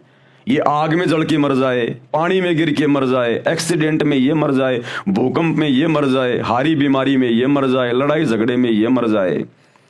तो गुरुदेव कह रहे हैं तुम केवल जीव हो, तुम्हारी कोई औकात नहीं है, चाहे तुम कुछ भी हो। जिस दिन वो समय आ गया उस दिन तुम्हें जाना पड़ेगा। तो कहते हैं जीव हमारी जाति है, यानी अपनी औकात में रह के और सच्चे खुदा की सच्ची इबादत करो, सच्चे संत की शरण में आके, नहीं तो जीव की दुर्गति होती रहेगी यहां पर शैतान के द्वारा। तो कहते हैं जीव हमारी जाति है और मानव धर्म हमारा, जिसमें मानवता है, इंसानियत है, सच्चाई है, जिसमें दया है, वो वास्तव में सबसे बड़ा धर्म है। ये हिंदू मुस्लिम सिख ईसाई ये कोई धर्म नहीं है। जिसमें मानवता है, इंसानियत है, दया भाव है, नेक इंसान है, वो धार्मिक व्यक्ति है। तो कहते हैं जीव हमारी जाति है, मानव धर्म हमारा। ये हिंदू मुस्लिम सिख ईसाई धर्म नहीं कोई न्यारा, ये तो शैतान की प्रेरणा से चलाए हुए हैं, जिनमें तुम फंस के रह गए। इसी प्रकार ईसा मसीह जी श्री विष्णु जी के लोक से आए देव आत्मा यानी अवतार थे। ईसाई श्रद्धालु भी ईसा जी को प्रभु का पुत्र मानते हैं, प्रभु नहीं। क्या कहते हैं ईसाई धर्म के लोग? ईसा मसीह जी प्रभु के पुत्र थे, प्रभु के पुत्र, परमेश्वर के पुत्र। अरे तो परमेश्वर कौन है फिर? ईसा मसीह उसका पुत्र है, तो परमेश्वर कौन है जिसको तुम परमेश्वर कहते हो? वो शैतान है, शैतान। क्योंकि ब्रह्मा विष्णु महेश ये तीनों देवता शैतान के यानी उस काल के बेटे हैं, जो दुर्गा जी से उसने पैदा किए। और ईसा मसीह जी कौन थे? ये विष्णु जी के लोक से आई हुई आत्मा थी, ये विष्णु जी के लोक से आई हुई आत्मा थी। तो किसने भेजा उसको? विष्णु ने भेजा। तो जिसको पूरा ईसाई समाज अपना परमेश्वर कहता है ना, परमेश्वर, वो परमेश्वर ये शैतान है, ये काल है, 21 ब्रह्मांड का राजा, जो परमात्मा के सच्चे लोक से दूर आके यहां पर मर गया और हमें भी इसने मार दिया। इसी प्रकार मुसलमान धर्म में जिसको अल्लाह कहा जाता है कि वो हजरत मोहम्मद को मिले, यानी जिब्राइल फरिश्ते के माध्यम से उसने अपना ज्ञान दिया, कुरान शरीफ का ज्ञान दिया। तो मुसलमान समाज वर्तमान में जिसको अपना अल्लाह कह रहा है वो वही शैतान है, वही काल है वो। तो भाई और बहनों, इस भ्रमणा से बाहर निकलो, सतगुरु रामपाल जी के सत्संग सुनो। उन्होंने हर धर्म की हर पुस्तकों के ऊपर सत्संग कर रखे हैं। जो सच्चाई, जो वास्तविक ज्ञान है, आपने पहले के 3 वीडियो भी देखे होंगे, इतना स्पष्ट ज्ञान सतगुरु रामपाल जी ने दिया है। मुसलमान धर्म की आयतों से रेफरेंस दे दे के, और आगे भी आपको बहुत सारे प्रमाण दिखाए जाएंगे। तो हम इंसान हैं, हम जीव हैं, और हमने भक्ति करके यहां से पीछा छुड़वाना है, नहीं तो ये शैतान इसी प्रकार से हमारी दुर्गति रखेगा। ईसाई श्रद्धालु भी ईसा जी को प्रभु का पुत्र मानते हैं, प्रभु नहीं। संत गरीबदास जी ने कहा है कि यदि आप जी को मेरी बात पर विश्वास नहीं होता तो मेरे द्वारा बताई शास्त्र विधि अनुसार भक्ति साधना करके अपने घर में अर्थात अपने मानव शरीर में अपनी आंखों से देख लो। ठीक इसी प्रकार सतगुरु रामपाल जी कह रहे हैं कि भैया अगर तुम्हें विश्वास नहीं है तो एक बार मेरे सत्संग सुन के इस ज्ञान को समझ के और मेरे से उपदेश लेके जो मैं तुम्हें भक्ति बता रहा हूं वो भक्ति करके देख लो भाई। इतनी आसान भक्ति, इतनी सरल भक्ति, ना तुमने रोजे रख के भूखा मरना, ना तुमने कोई व्रत करके भूखा मरना, ना तुमने कोई बकरा काटना, ना मुर्गा काटना, कुछ नहीं करना, ना तुमने मस्जिदों में धक्का खाना, ना तुमने मंदिरों में धक्के खाने, ना कहीं पहाड़ों पे, तीर्थों पे, बरसाना में, गोवर्धन में, जगन्नाथ में तुम्हें कहीं धक्के नहीं खाने, कहीं किसी मजार के ऊपर धक्के नहीं खाने। सीधी सी भक्ति है, सीधा सा एक मंत्र है, एक कलमा है। मर्यादा में रह के, बुराइयों को छोड़ के उस मंत्र का जाप करो, तुम्हें स्पष्ट दिखाई देगा, स्पष्ट जैसे रात में तारे स्पष्ट दिखाई देते हैं कि हम किस भयंकर जाल में, शैतान के जाल में फंसे हुए हैं। जिसको हम अल्लाह मान के पूज रहे थे, भगवान मान के पूज रहे थे। नुकसान क्या है भाई? आपसे इस भक्ति के बदले कोई पैसा नहीं लिया जा रहा, कोई धन नहीं लिया जा रहा, आपकी जमीनें नाम नहीं करवाई जा रही, केवल आपकी बुराइयां छुड़वाई जा रही हैं। बुराई छोड़ोगे तो पाप कर्म करने से बचोगे, नहीं तो शैतान दुर्गति करेगा, दुर्गति। तो एक बार सतगुरु रामपाल जी की शरण में आके उनकी भक्ति करके देख लो भाई। भावार्थ है, सभी धर्मों के मानव स्त्री पुरुष के शरीर की रचना एक जैसी है। चाहे मुसलमान हो, चाहे हिंदू हो, सिख हो, ईसाई हो, चाहे कोई अमेरिका का हो, चाहे पाकिस्तान का हो, सबका शरीर स्त्री पुरुष का एक जैसा है। अरे यदि परमात्मा सबको अलग अलग बनाता, अलग अलग धर्मों वाला बनाता, तो सबके शरीर की रचना भी अलग अलग होनी चाहिए थी। मुसलमान की अलग से कोई पहचान होनी चाहिए थी। मुसलमान का नाक पीछे होना चाहिए था, जैनी का साइड में होना चाहिए था, हिंदू का सामने हो जाता, सिखों का इधर लेफ्ट में हो जाता। कोई तो अलग पहचान होती। अगर भगवान ने अगर इंसान को बनाते समय यदि उसको अलग अलग धर्मों में बांटना था तो, लेकिन भगवान ने कोई किसी प्रकार की असमानता नहीं करी। सबको इंसान बना के भेजा, मनुष्य बना के भेजा, नंगा भेजा, किसी के साथ कोई भेदभाव नहीं किया। तो गरीबदास जी कह रहे हैं कि जितने भी स्त्री या पुरुष हैं पूरे विश्व के, उन सबके शरीर की रचना एक जैसी है। सबके शरीर के अंदर परमात्मा ने एक जैसा मटेरियल, सब कुछ एक जैसा बनाया है। किसी के 4 गुर्दे नहीं लगाए भगवान ने, दिल किसी के 3 नहीं लगाए, सबको समान रूप से बनाया है। तो कहने का मतलब है इन सब बातों से हमने विचार करना चाहिए। और आगे क्या कह रहे हैं, सभी धर्मों के मानव स्त्री और पुरुष के शरीर की रचना एक जैसी है। तत्व ज्ञान नहीं होने के कारण हम धर्मों में बट गए। संत गरीबदास जी ने बताया है कि मानव शरीर में रीढ़ की हड्डी अर्थात बैकबोन यानी स्पाइन के अंदर की ओर निचले सिरे से लेकर कंठ तक, यानी यहां से लेकर कंठ तक 5 ये कमल चक्कर हैं। ये 5 ये कमल चक्कर हैं रीढ़ की हड्डी के अंदर की साइड में, हर स्त्री और ये पुरुष के अंदर। कृपया देखें ये चित्र है यहां पर। अब इसका वर्णन किया गया है आगे। मूल चक्कर, ये चक्कर रीढ़ की हड्डी के अंत से 1 इंच ऊपर गुदा के पास है। इसका देवता श्री गणेश है, यानी हिंदू मुस्लिम सिख ईसाई सबके अंदर श्री गणेश जी का वास है मूल चक्कर में। इस कमल की 4 पंखुड़ियां हैं। कितनी पंखुड़ियां हैं? 4 पंखुड़ियां। ये है मूल कमल, ये गणेश का वासा है यहां पर, ये सबके अंदर है। सेम इसी प्रकार से इस पर गणेश जी का आधिपत्य है। नंबर 2 संवाद चक्कर, यह मूल चक्कर से 2 इंच ऊपर रीढ़ की हड्डी के अंदर की ओर चिपका है। इसके देवता श्री ब्रह्मा जी तथा उनकी पत्नी सावित्री जी है। इस कमल की 6 पंखुड़ियां हैं। कौन सा कमल?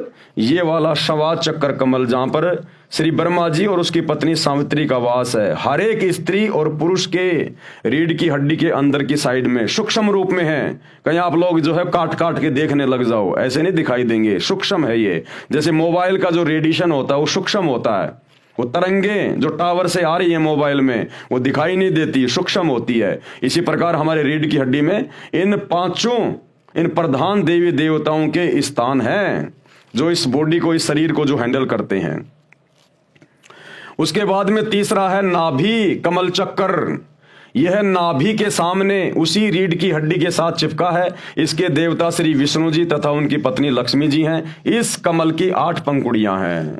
यह है नाभि कमल। यहां पर हमारी जो नाभि है, जो ये सुंडी है, यहां पर अंदर की साइड में रीढ़ की हड्डी के साथ में चिपका हुआ यह कमल, जहां पर श्री विष्णु जी और उसकी पत्नी लक्ष्मी जी का निवास है। नंबर 4 हृदय कमल। यह कमल सीने में बने दोनों स्तनों के मध्य में रीढ़ की हड्डी के साथ चिपका है। इसके देवता श्री शिव जी तथा उनकी पत्नी पार्वती जी हैं। इस कमल की 12 पंखुड़ियां हैं। यह है हृदय कमल, जहां पर श्री शंकर जी और पार्वती जी निवास करती हैं हर एक स्त्री और पुरुष के शरीर में, चाहे हिंदू हो चाहे मुसलमान हो। कंठ कमल 5वां कमल है कंठ कमल। यह कमल छाती की हड्डियों के ऊपर, जहां से गला शुरू होता है, उसके पीछे रीढ़ की हड्डी के साथ अंत में है। इसकी प्रधान श्री देवी अर्थात दुर्गा जी हैं। इस कमल की 16 पंखुड़ियां हैं। शेष कमल चक्कर ऊपर है। नंबर 6 संगम कमल। संगम कमल या छठा कमल, यह कमल सुषुम्ना के ऊपर वाले द्वार पर है। इसकी 3 पंखुड़ियां हैं। इसमें सरस्वती रूप में देवी दुर्गा जी निवास करती है। काल की पत्नी, शैतान की पत्नी, ये दुर्गा जो नवरात्रे मनाते हैं हिंदू भाई बहन, वो दुर्गा अष्टंगी शेरावाली माता, ये शैतान की पत्नी है, काल की पत्नी। ये संगम कमल में निवास करती है सरस्वती देवी के रूप में। एक पंखुड़ी में देवी दुर्गा सरस्वती रूप में रहती है, उसी के साथ में 72 करोड़ उर्वशी यानी सुंदर स्त्रियां हैं, वो परियां हैं, जो ऊपर जाने वाले भक्तों को अपने जाल में फंसाती है। ये काल का भयंकर षड्यंत्र है शरीर में, हमारे को रोक के रखने के लिए, ताकि हमारा मोक्ष ना हो जाए, आत्मा इसके जाल से बाहर ना निकल जाए। जैसी गंदी सोच इंसान की या स्त्री या पुरुष की यहां होती है, शरीर छोड़ने के बाद जब वो आत्मा इन कमलों के अंदर से जाती है, तो देवी दुर्गा को बैठा रखा इस काल ने सरस्वती रूप में, और दुर्गा ने 72 करोड़ सुंदर स्त्रियां उर्वशियां वहां छोड़ रखी हैं उस आत्मा को, उस भगत को, उस साधक को अपने जाल में फंसाने के लिए। और जिसकी जैसी गंदी सोच यहां होती है, वो तुरंत उनके चक्कर में आ जाता है और एकांत में जाकर उन सुंदर औरतों के साथ में शारीरिक संबंध बना के अपनी भक्ति नष्ट कर लेता है, नरक में जा गिरता है। जो ऊपर जाने वाले भक्तों को अपने जाल में फंसाती है। दूसरी पंखुड़ी में सुंदर युवा नर रहते हैं, युवा पुरुष रहते हैं, सुंदर देव पुरुष, जो भगतमतियों को यानी औरतों को आकर्षित करके काल जाल में रखते हैं। काल भी अन्य रूप में इन युवाओं का संचालन मुखिया बनकर रहता है। तीसरी पंखुड़ी में स्वयं परमात्मा यानी अल्लाह कबीर, ये कबीर भगवान तीसरी पंखुड़ी में स्वयं परमात्मा अन्य रूप में रहते हैं, अपने भक्तों को उनके जाल से मुक्त कराते हैं, ज्ञान सुनाकर सतर्क करते हैं। वहीं पर ये अल्लाह कबीर, ये कबीर परमात्मा भी है तीसरी पंखुड़ी में। वहां ये अपने भक्तों को जो धरती पर उसकी शरण में होते हैं उसकी भक्ति करते हैं। जैसे हम भगत भाई बहन सतगुरु रामपाल जी अल्लाह कबीर की भक्ति कर रहे हैं। अगर आजीवन इसी प्रकार उनकी मर्यादा में रहकर भक्ति करते रहे तो शरीर छोड़ने के बाद वो सुंदर स्त्रियां, वो सुंदर पुरुष हमें भी फंसाने का प्रयास करेंगे। लेकिन यहां हमारे को सत्संग सुना सुनाकर ज्ञान दे देकर गुरुदेव हमें पहले से इस पूरे शैतान के षड्यंत्र को समझा देंगे जो यहां लिखा हुआ है। तो हम लोग सतर्क हो जाएंगे कि ये सारी बातें तो गुरुजी हमें सब कुछ सत्संगों में बताया करते थे, पुस्तकों में लिखी हुई थी। ये तो काल का जाल है, ये तो हमारे को फंसाने के लिए खड़ी हैं। और फिर वहां पर यही कबीर परमात्मा सतगुरु रूप में रहता है और अपने भक्तों को वहां पर सतर्क करता है कि बच्चों उधर मत जाना, ये काल का षड्यंत्र है। लेकिन बाकी लोग जो सतगुरु रामपाल जी की शरण में नहीं होते, वो चाहे हिंदू है, मुसलमान है, सिख है, ईसाई है, वो उन औरतों के चक्कर में फंस जाएंगे। औरतें उन युवा जो देवता हैं वहां पर, जो काल की ओर से हमें फंसाने के लिए खड़े रहते हैं, उनके चक्कर में आ जाएंगी। यानी जिसकी जैसी गंदी सोच यहां होगी उसी आधार से वो वहां पर उनके साथ में शारीरिक संबंध बना के अपना धर्म कर्म नष्ट करके काल के जाल में रह जाते हैं। तीसरी पंखुड़ी में स्वयं परमात्मा यानी अल्लाह कबीर, अल्लाह अकबर अन्य रूप में रहते हैं, अपने भक्तों को उनके जाल से मुक्त कराते हैं, ज्ञान सुनाकर सतर्क करते हैं। नंबर 7 है त्रिकुटी कमल चक्कर। ये दोनों आंखों की बोहों यानी सेलियों के मध्य में सिर के पीछे हिस्से में अन्य कमलों की ही पंक्ति में ऊपर है। त्रिकुटी कमल कहां होता है? ये हमारी दोनों आंखें, ये बोहें हैं, और ये जो बीच का जो जगह है, ये बीच की जगह यहां पीछे की साइड में यहां है त्रिकुटी कमल। यहां पर भी काल रहता है, शैतान रहता है, और दूसरी पंखुड़ी में सतगुरु रहता है। यानी शैतान और सतगुरु दोनों वहां पर अपने अपने हिस्से में रहते हैं, अपने अपने रूप बना के। इसका देवता सतगुरु रूप में परमेश्वर ही है। इस कमल की 2 पंखुड़ी हैं, एक सफेद रंग की, दूसरी काले रंग की पंखुड़ी। सफेद पंखुड़ी में सतगुरु रूप में सत्य पुरुष का निवास है, यानी अल्लाह कबीर का निवास है, और काली पंखुड़ी में नकली सतगुरु रूप में काल निरंजन यानी शैतान का वास है। नंबर 8 सहस्त्र कमल चक्कर दल। ये कमल सिर के मध्य भाग से 2 उंगल नीचे अन्य कमलों की ही पंक्ति में है।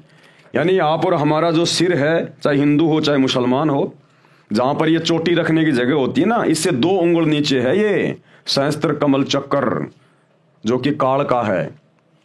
हिंदू धर्म के व्यक्ति सिर पर बालों की चोटी रखते हैं, कुछ अब भी रखते हैं। इसके नीचे वह सहस्त्र कमल दल है। इसका देवता ब्रह्म है। ब्रह्म यानी ये काल, शैतान, इसको ब्रह्म भी कहते हैं। इसे क्षर पुरुष भी कहते हैं। क्षर मानी नासवान, जो जन्मता है और मरता है। जिसने गीता व वेदों का ज्ञान गुप्त रहकर कहा है। इस कमल की 1000 पंखुड़ियां हैं। इनको काल ब्रह्म ने प्रकाश से भर रखा है, यानी रोशनी से भर रखा है। ये खुद वहां पर अपने ओरिजिनल रूप में किसी को दर्शन नहीं देता, स्वयं इसी कमल चक्कर में दूर रहता है। वह स्वयं दिखाई नहीं देता, केवल पंखुड़ियां चमकती दिखाई देती है। अष्ट कमल दल यानी 8वां कमल दल, इस कमल का देवता अक्षर पुरुष है, जो काल के लोक से ऊपर अक्षर पुरुष, जिसके 7 शंख ब्रह्मांड हैं। इसे पर ब्रह्म भी कहते हैं, यानी इस ब्रह्म से ऊपर वाला भगवान पर ब्रह्म अक्षर पुरुष। इनकी पंखुड़ियां भी 8 हैं। इसकी स्थिति नहीं बताऊंगा, क्योंकि नकली गुरु भी इसको जानकर जनता को भ्रमित कर देंगे। 9 शंख कमल दल, इस कमल में पूर्ण ब्रह्म अर्थात परम अक्षर ब्रह्म का निवास है, यानी सत्य पुरुष का निवास है, अल्लाह कबीर का निवास है इस 9वें कमल में। हमारे शरीर में सबसे ऊपर सबसे बड़ा भगवान। इसकी शंख पंखुड़ियां यानी अनंत पंखुड़ियां हैं। इसकी स्थिति भी नहीं बताऊंगा, कारण ऊपर लिख दिया गया है। जो चित्र में दिखाए हैं इनमें 6ठा कमल तथा 9वां कमल नहीं दिखाया है। कारण यही है कि विद्यार्थियों की धीरे धीरे ज्ञान वृद्धि की जाती है। कमलों का गहरा रहस्य है, यह कबीर सागर के सारांश में लिखा है।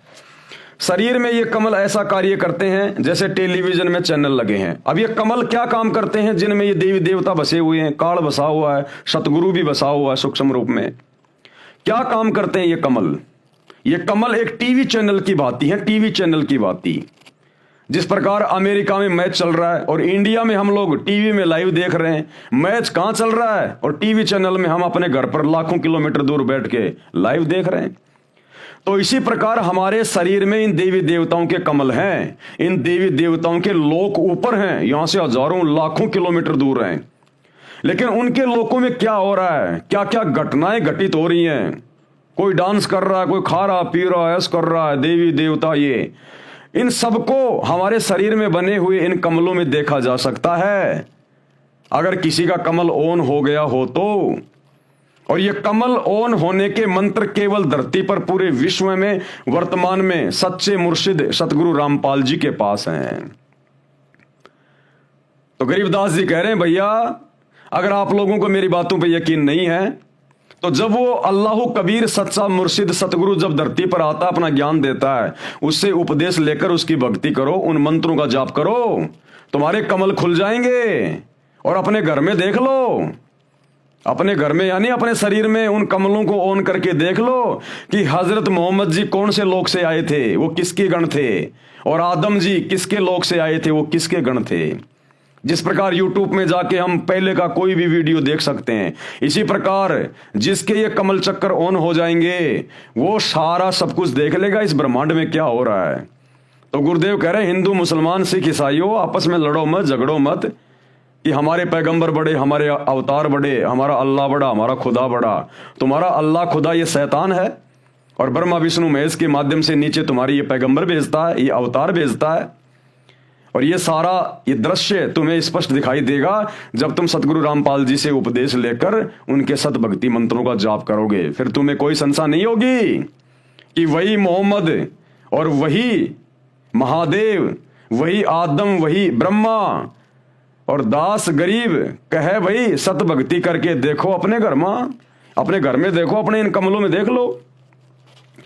कमलों का गहरा रहस्य है, ये कबीर सागर के सारांश में लिखा है।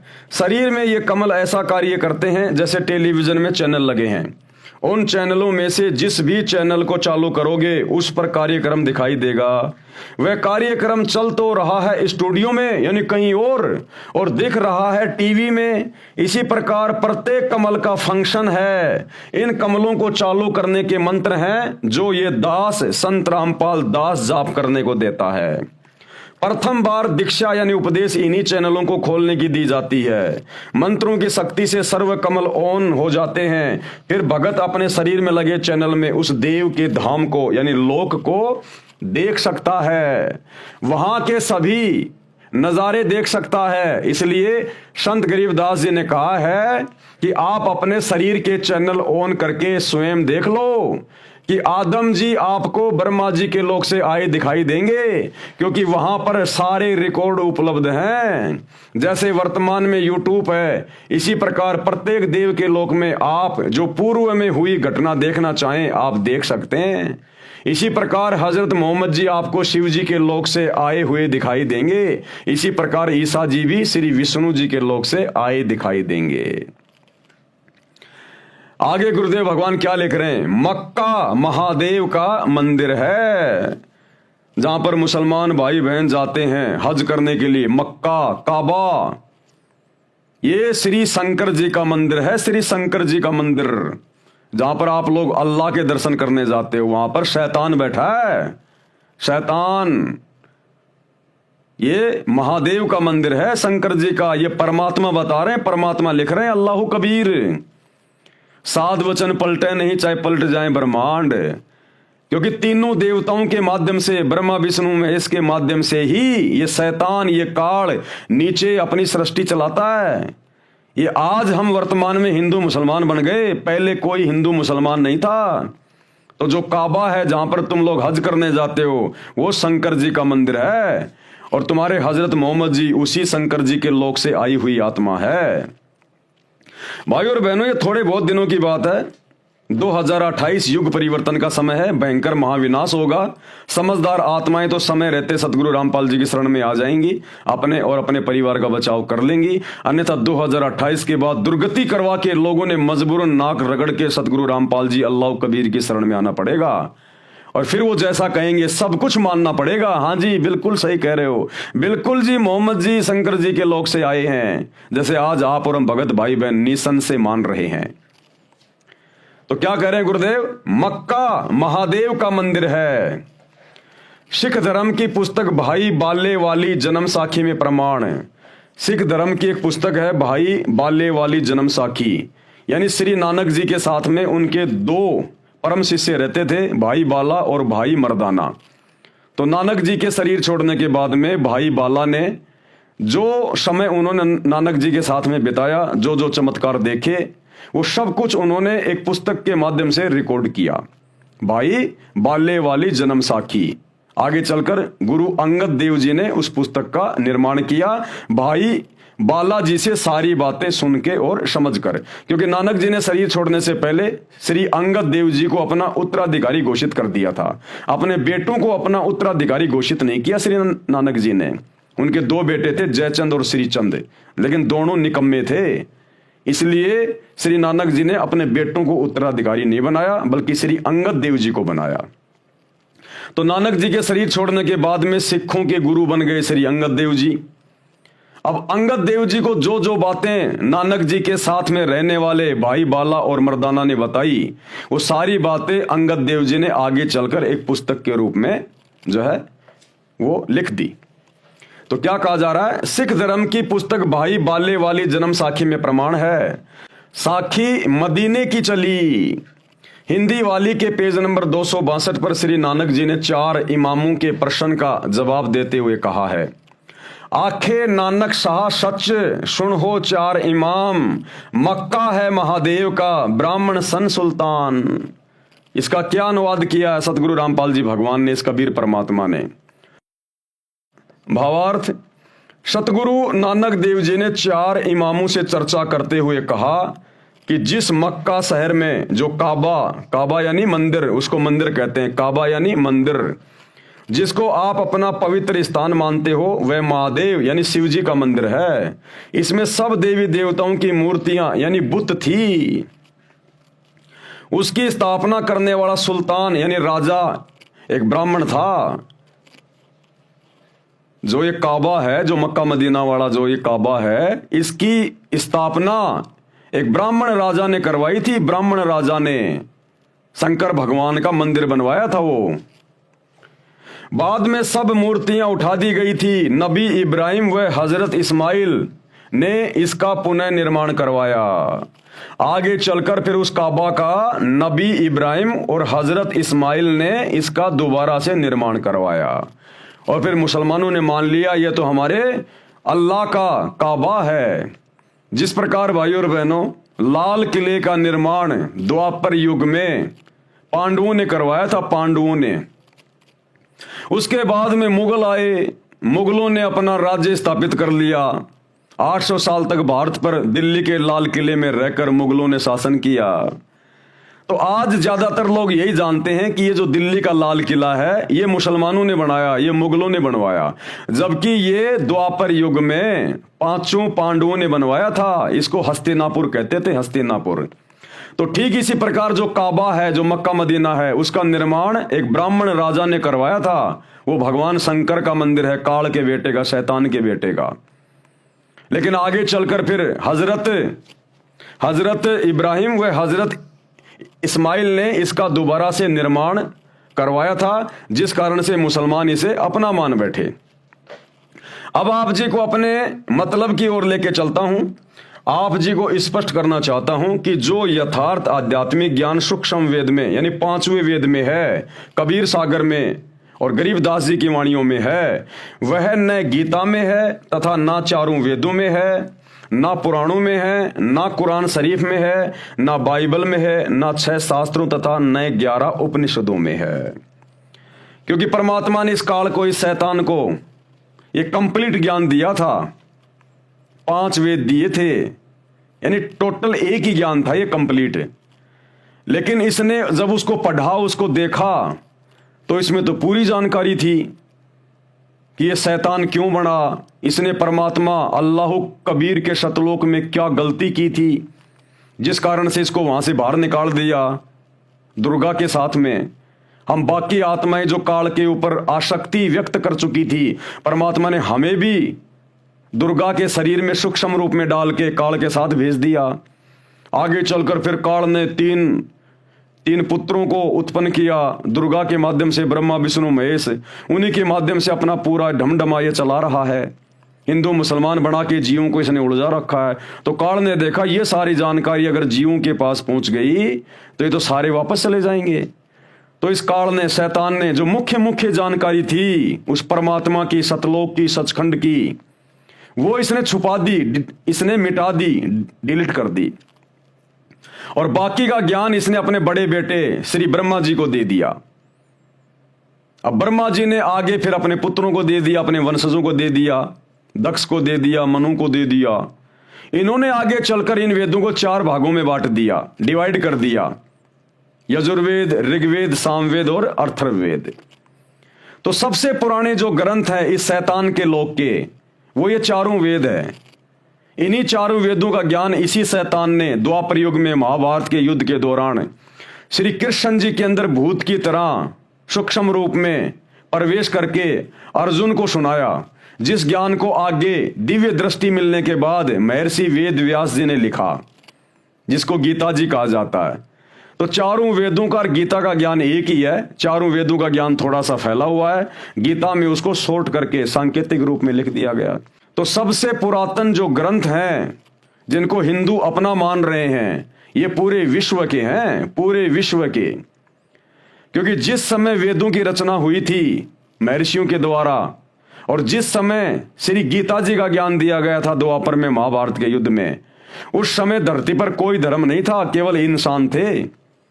तो ये गीता का ज्ञान और वेदों का ज्ञान पूरे विश्व के प्राणियों के लिए हैं, ये कोई धर्म विशेष का कोई ये ग्रंथ नहीं है। तो मुख्य जानकारी इस काल ने, शैतान ने 4 वेदों से निकाल दी। तो गुरुदेव भगवान कह रहे हैं कि जो वास्तविक जानकारी है उस अल्लाह की, उस खुदा की, शैतान के बाप की, उस अल्लाह कबीर की, वो जानकारी ना तो 4 वेदों में है कंप्लीट, ना गीता में, ना मुसलमानों की 4 पुस्तकों में, ना बाइबल में, किसी चीज में नहीं है। इसलिए वो कंप्लीट जानकारी कि सृष्टि कैसे रची गई, ये शैतान कौन है, ये काल कौन है, ये ब्रह्मा विष्णु महेश के माध्यम से कैसे अपना षड्यंत्र इसने फैला रखा है, कैसे ये अपने पैगंबर भेज के मुसलमान धर्म बना के फिर वहां पर इसने पैगंबर भेजने शुरू कर दिए, इधर हिंदू धर्म बना के उसने अपने अवतार भेजने शुरू कर दिए। ये कैसे तुम जीवों को भ्रमित करता है अपने भोजन के लिए, तुम्हें खाने के लिए, फिर तुम्हें 84 लाख योनियों में डाल देता है। तो ये कंप्लीट जानकारी देने के लिए वो अल्लाह कबीर, वो खुदा स्वयं यहां पर सतगुरु रूप में आता है, मुर्शिद रूप में आता है, और यहाँ आकर सत्संग करता जैसे आज वर्तमान में दे रहा वही अल्लाह कबीर ज्ञान सतगुरु रामपाल जी के रूप में। इसलिए हमने उनके ज्ञान को सुनना चाहिए, समझना चाहिए। ये काल के द्वारा, शैतान के द्वारा बनाए गए धर्म और जातियों की जंजीरों से पीछे हटके, तब हमारा आत्मा का कल्याण होगा, नहीं तो नहीं होगा। यहाँ के किसी भी धर्म ग्रंथ में सूक्ष्म वेद को छोड़कर, यानी कबीर परमात्मा के द्वारा जब वो चारों युगों में आते हैं और यहाँ आकर अपना ज्ञान देते हैं, फिर उसको लिपिबद्ध करवाते हैं, वो ज्ञान फिर वो सुनाते हैं। जैसे 650 साल पहले यही कबीर भगवान 650 साल पहले ये बनारस में आए कबीर दास नाम से, और इन्होंने एक अच्छी आत्मा धर्मदास जी के माध्यम से कबीर सागर लिखवाया 1800 पेज का। फिर गरीबदास जी के माध्यम से उसी कबीर परमात्मा ने गरीबदास जी के सामने सतलोक से आकर ये प्रकट हुए गांव छुडानी, जिला झज्जर, हरियाणा में। गरीबदास जी की आत्मा को अपने साथ ऊपर लेकर गए, जो अभी आपको समझाया बताया। फिर गरीबदास जी के माध्यम से जो जो इन्होंने गरीबदास जी को दिखाया, पूरे शैतान के लोगों की व्यवस्था और पूरा ऊपर का वो सतलोक, फिर गरीबदास जी के माध्यम से उनको दिव्य दृष्टि देकर इन्होंने सदग्रंथ साहिब लिखवाया, अमर ग्रंथ लिखवाया, जिसमें 24,000 वाणियां हैं, जिसको आधार बनाकर सतगुरु रामपाल जी हमें ये सतज्ञान समझा रहे हैं। तो सूक्ष्म वेद के अलावा किसी भी वेद में, किसी भी धर्म की कोई भी पुस्तक में कंप्लीट सच्चे खुदा की सच्ची इबादत का ज्ञान नहीं है। उदाहरण जैसे 10वीं कक्षा तक का पाठ्यक्रम गलत नहीं है, परंतु उसमें बीए तथा एमए वाला ज्ञान नहीं है। जिस प्रकार 10वीं तक के सिलेबस में भी ज्ञान है, लेकिन कंप्लीट नहीं है, बी और एमए का नहीं है। इसी प्रकार वेदों में भी ज्ञान है, गीता में भी ज्ञान है, परमात्मा की थोड़ी बहुत जानकारी है, लेकिन भक्ति केवल इस शैतान तक की है। लेकिन इन वेदों में और मुसलमान भाइयों की इन 4 आसमानी पुस्तकों में कंप्लीट ज्ञान नहीं है, केवल 10वीं तक का ज्ञान है, BA का ज्ञान नहीं है, उस कबीर परमात्मा के बारे में जानकारी नहीं है। जैसे उदाहरण, जैसे 10वीं कक्षा तक का पाठ्यक्रम गलत नहीं है, परंतु उसमें BA तथा MA वाला ज्ञान नहीं है। वह पाठ्यक्रम गलत नहीं है, परंतु पर्याप्त भी नहीं है, समझने के लिए इतना ही पर्याप्त है। यानी उसमें ज्ञान जो है वो आधा अधूरा है। उस ज्ञान को सुनकर समझकर हम मोक्ष प्राप्त नहीं कर सकते, गधे कुत्ते बनने से नहीं बच सकते, नरक में जाने से नहीं बच सकते, केवल काल तक की साधना में रहेंगे। इनमें केवल इतना ही ज्ञान है। कंप्लीट ज्ञान सूक्ष्म वेद में मिलेगा, सतगुरु स्वयं आकर समझाएगा, जो आज समझा रहे हैं। प्रश्न किया किसी ने, संसार के शास्त्र तथा संत परमात्मा के विषय में क्या जानकारी देते हैं, यानी दुनिया भर के जो शास्त्र हैं वो संत या परमात्मा के विषय में क्या जानकारी देते हैं। उत्तर दिया गुरुदेव भगवान ने, विश्व के मुख्य शास्त्रों में, सदग्रंथों में परमात्मा को बहुत अच्छे तरीके से परिभाषित किया है। पहले ये जानते हैं कि विश्व के मुख्य शास्त्र यानी सदग्रंथ कौन से हैं। नंबर 1, वेद। वेद 2 प्रकार के हैं, सूक्ष्म वेद और सामान्य वेद। सामान्य वेद आपको बता दिए, ये 4 वेद जो शैतान ने अपने बेटे ब्रह्मा को दिए, ब्रह्मा ने अपने वंशजों को दिए। आगे चलकर इनकी 4 मोटी मोटी पुस्तकें बता दी गई, जिनमें केवल शैतान यानी काल तक का ज्ञान है। तो वेद 2 प्रकार के हैं, एक तो सामान्य वेद, ये 4 वेद, और दूसरा सूक्ष्म वेद जो कबीर भगवान स्वयं आके ज्ञान बताता है। वो कबीर सागर, वो गरीबदास जी का ग्रंथ, और वर्तमान में सतगुरु रामपाल जी ने जो पुस्तकें लिखी हैं, ये हैं सूक्ष्म वेद। वेद 2 प्रकार के हैं, सूक्ष्म वेद और सामान्य वेद। अब ये सूक्ष्म वेद क्या है? ये वह ज्ञान है जिसको अल्लाह ताला यानी समर्थ परमात्मा स्वयं पृथ्वी पर प्रकट होकर अपने मुख कमल से वाणी उच्चारण करके बोलता है। यह संपूर्ण अध्यात्म ज्ञान है। इसका कहां प्रमाण है? ऋग्वेद मंडल 9 सूक्त 86 मंत्र 26 और 27 में, ऋग्वेद मंडल 9 सूक्त 82 मंत्र 1 व 2 में, ऋग्वेद मंडल 9 सूक्त 94 मंत्र 1 में, ऋग्वेद मंडल 9 सूक्त 95 मंत्र 2 में, ऋग्वेद मंडल 9 सूक्त 20 मंत्र 1 में, ऋग्वेद मंडल 9 सूक्त 96 मंत्र 17 से 20 में, ऋग्वेद मंडल 9 सूक्त 54 मंत्र 3, यजुर्वेद अध्याय 9 मंत्र 1 तथा 32 में, यजुर्वेद अध्याय 29 मंत्र 25, अथर्ववेद कांड 4 अनुवाक 1 मंत्र 7, सामवेद मंत्र संख्या 822 में। अब ज्ञानहीन लोग कहते हैं सतगुरु रामपाल जी को संस्कृत नहीं आती, हिंदू कहते हैं तुम्हारे गुरु जी को संस्कृत तो आती नहीं। अरे तुम संस्कृत के विद्वानों ने, सतयुग में वेद लिखे गए थे, 39 लाख साल हो गई, आज तक तुम परमात्मा के नाम का जिक्र भी नहीं कर पाए। और सतगुरु रामपाल जी ने ये सारे वेद खोल खोल के रख दिए। देख लो आंख फाड़ के। भाषा का काम केवल इतना होता है, अपने विचार दूसरे तक प्रकट करना। और ये परमात्मा है, अल्लाह कबीर है धरती पर सतगुरु रामपाल जी। इनको पढ़ाई पढ़ने की जरूरत नहीं है। पढ़ाई पढ़ने की जरूरत पड़ती है इंसानों को। इस परमेश्वर ने तो भाषाएं पैदा की हैं, तभी तो खोल खोल के चारों वेदों का जूस निकाल दिया। मुसलमान धर्म की चारों आसमानी पुस्तकों का जूस निकाल के रख दिया कि क्या मतलब का ज्ञान है। देख लो तुम्हारी आंखों के सामने अल्लाह कौन है, भगवान कौन है, सच्ची इबादत क्या है। अन्य प्रमाण श्रीमद् भगवत गीता अध्याय 4 मंत्र 32 में है, कहा है कि सच्चिदानंद घन ब्रह्म यानी कबीर परमात्मा, वो कबीर देव, वो कबीर भगवान जिसको सच्चिदानंद घन ब्रह्म कहा गया है, यानी सत्य पुरुष यानी अविनाशी परमात्मा अपने मुख कमल से वाणी बोलकर तत्व ज्ञान विस्तार से कहता है, जैसे आज वर्तमान में कह रहे हैं सतगुरु रामपाल जी। कारण परमात्मा ने सृष्टि के प्रारंभ में संपूर्ण ज्ञान इस ब्रह्म यानी शैतान को, काल को, सूक्ष्म वेद में जिसको ज्योति निरंजन भी कहते हैं, ज्योति निरंजन अर्थात काल पुरुष के अंतःकरण में डाला था, यानी फैक्स किया था। परमात्मा द्वारा किए निर्धारित समय पर यह ज्ञान स्वयं ही काल पुरुष के श्वासों द्वारा समुद्र में प्रकट हो गया। ये परमात्मा है भाई और बहनों, ये अल्लाह कबीर है, सारी सिद्धियों का स्वामी है। इन्होंने जो समय निर्धारित किया हुआ है उस समय पर इस शैतान, इस काल की श्वासों के माध्यम से ये वेदों का ज्ञान बाहर प्रकट हुआ। जिस प्रकार परमात्मा ने विधान बना रखा है कि 9 महीने होते ही माता के गर्भ से बच्चा बाहर आएगा तो आएगा, उसे कोई रोक नहीं सकता। ये परमात्मा का बनाया गया विधान है, अल्लाह कबीर का। तो इसी प्रकार उस परमात्मा ने अपना विधान बना दिया था उस काल को, जब सतलोक से बाहर निकाला था शैतान को। इसकी श्वासों के माध्यम से वो समय आने पर ये वेदों का ज्ञान जो है ये प्रकट हुआ। वो ज्ञान इसने अपने बेटे ब्रह्मा को दे दिया। ब्रह्मा ने वो ज्ञान अपने वंशजों को सुनाया और नीचे फिर मनु ने, दक्ष ने, इन ऋषि महर्षियों ने फिर इसको कागज पे लिपिबद्ध कर दिया। तो ये भाई और बहनों, ये परमात्मा की टेक्नोलॉजी है। आप और हम अभी परमात्मा की परिभाषा से अपरिचित हैं। हम केवल पत्थर पूजते पूजते रह गए।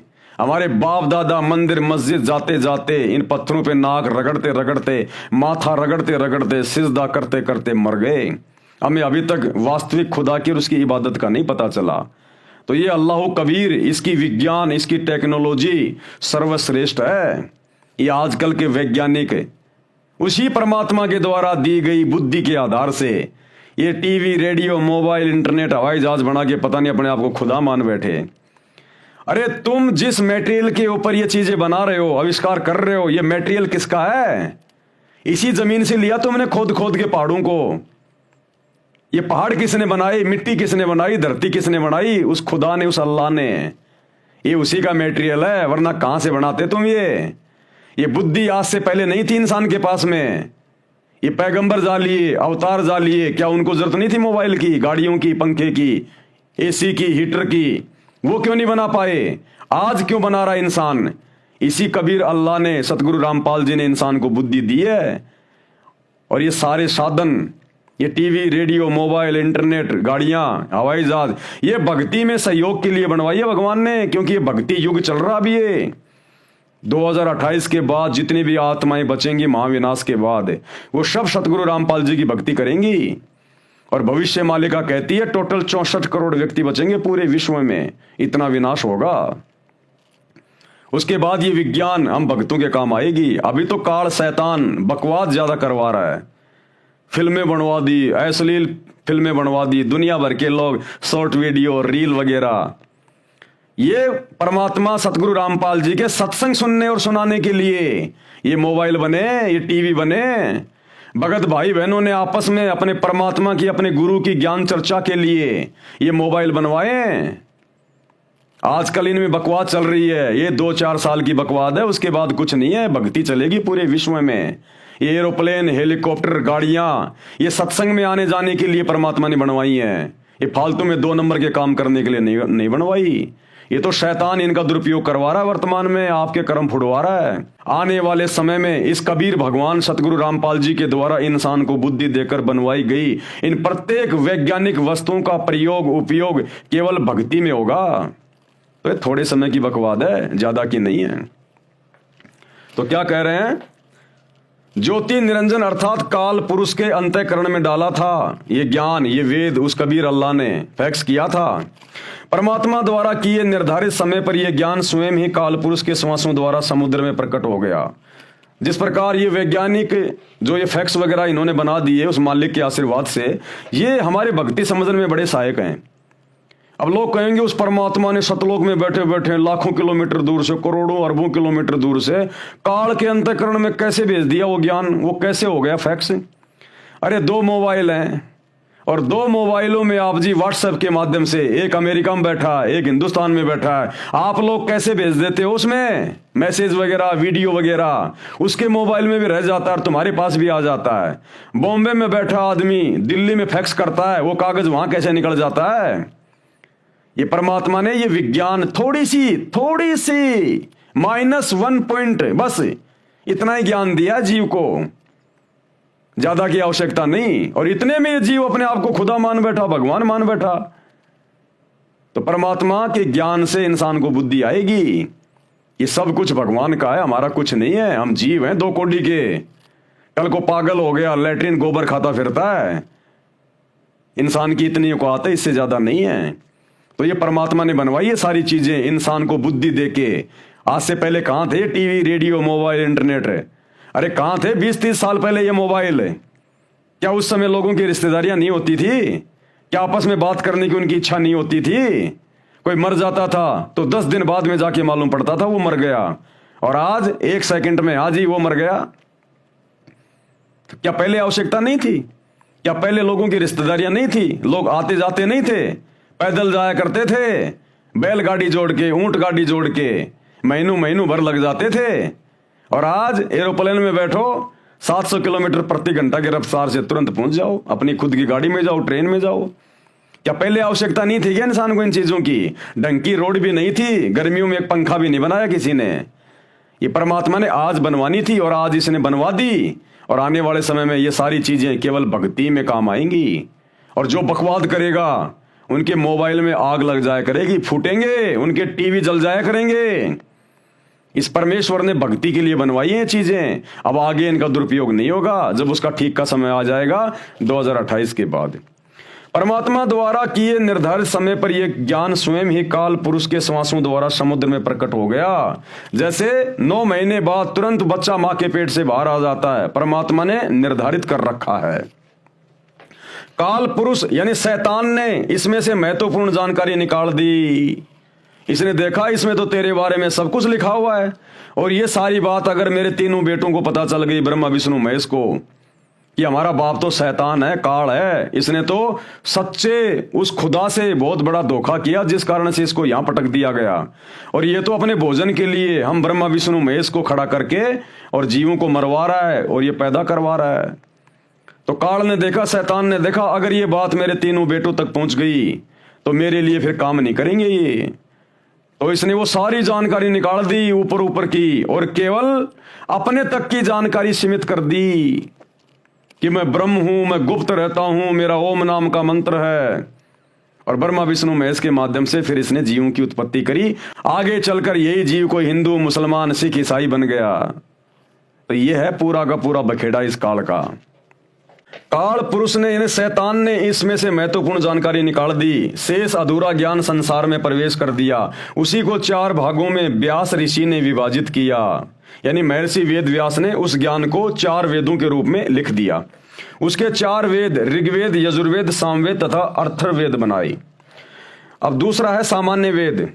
सामान्य वेद ये वही 4 वेद वाला ज्ञान है जो ब्रह्म यानी ज्योति निरंजन अर्थात काल शैतान ने अपने ज्येष्ठ पुत्र यानी अपने बड़े पुत्र ब्रह्मा जी को दिया था। इस शैतान का सबसे पहला पुत्र है ब्रह्मा, उससे छोटा विष्णु, उससे छोटा शंकर।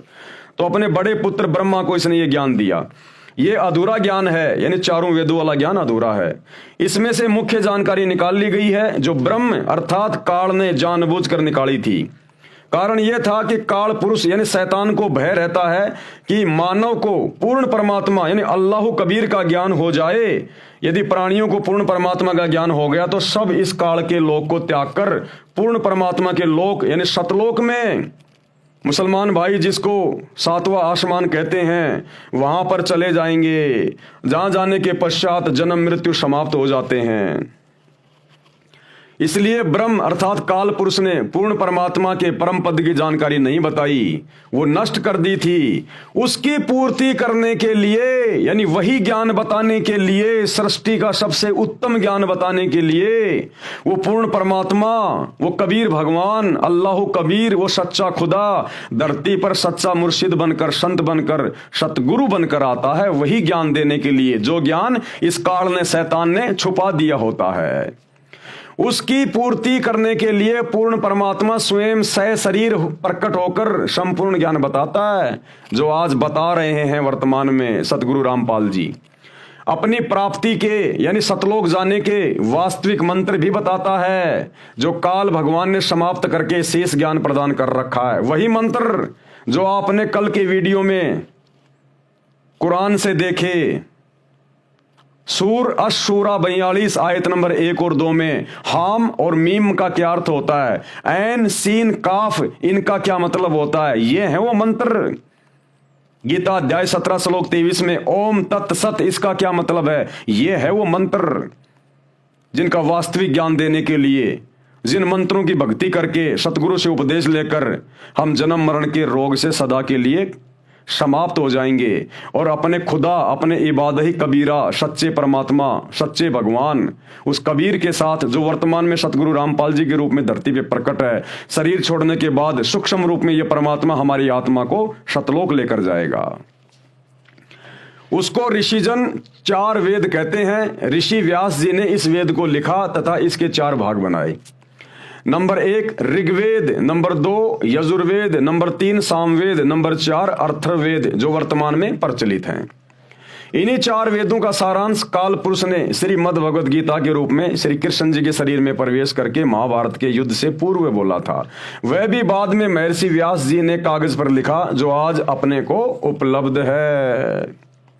अब आगे भाइयों और बहनों, सदग्रंथों में बाइबल का नाम भी है। बाइबल ये 3 पुस्तकों का संग्रह है, यानी बाइबल के अंदर ईसाई भाई बहनों की बाइबल के अंदर भी सृष्टि रचना का यही ज्ञान है, इसी शैतान का ज्ञान है।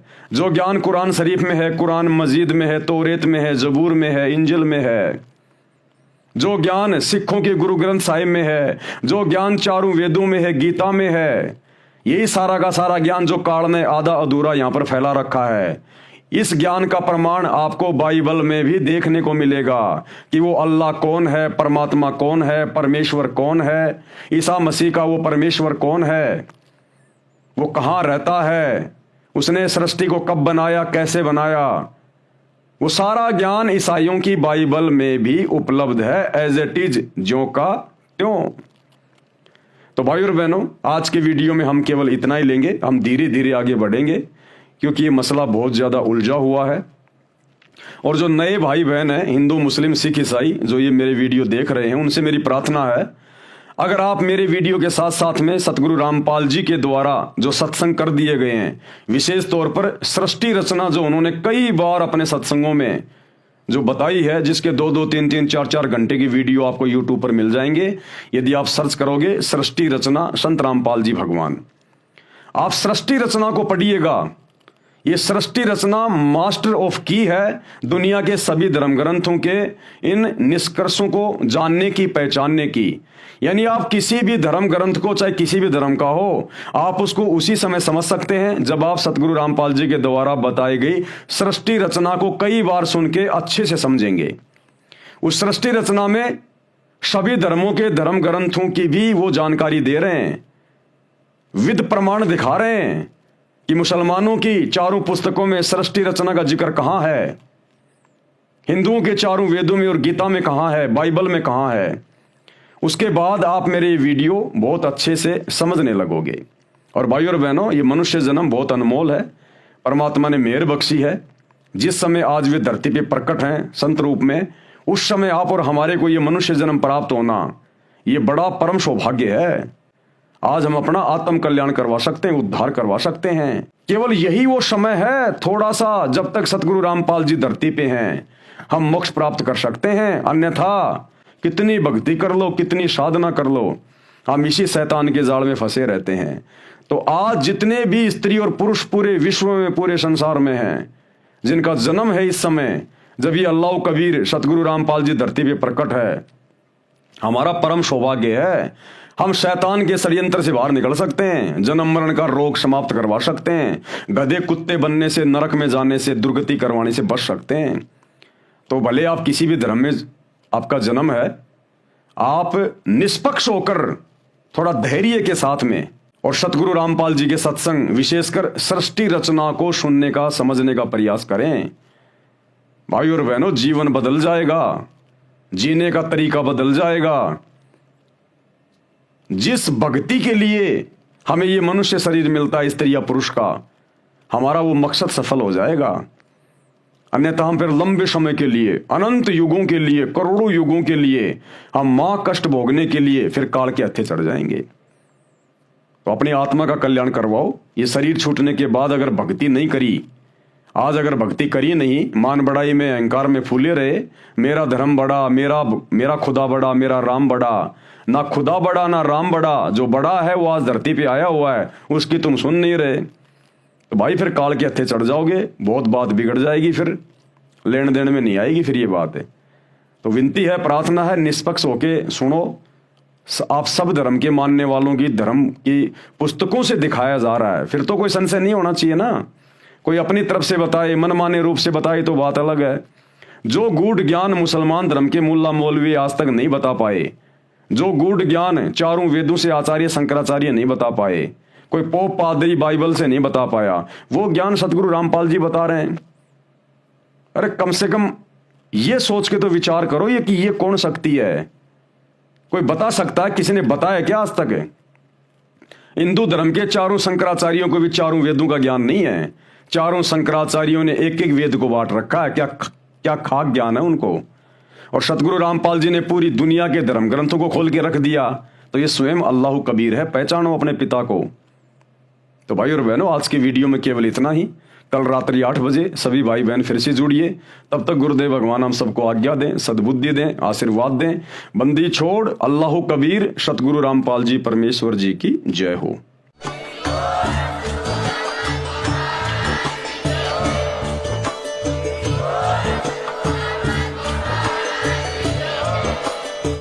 भाई जो गुरु बचन पे डट गे,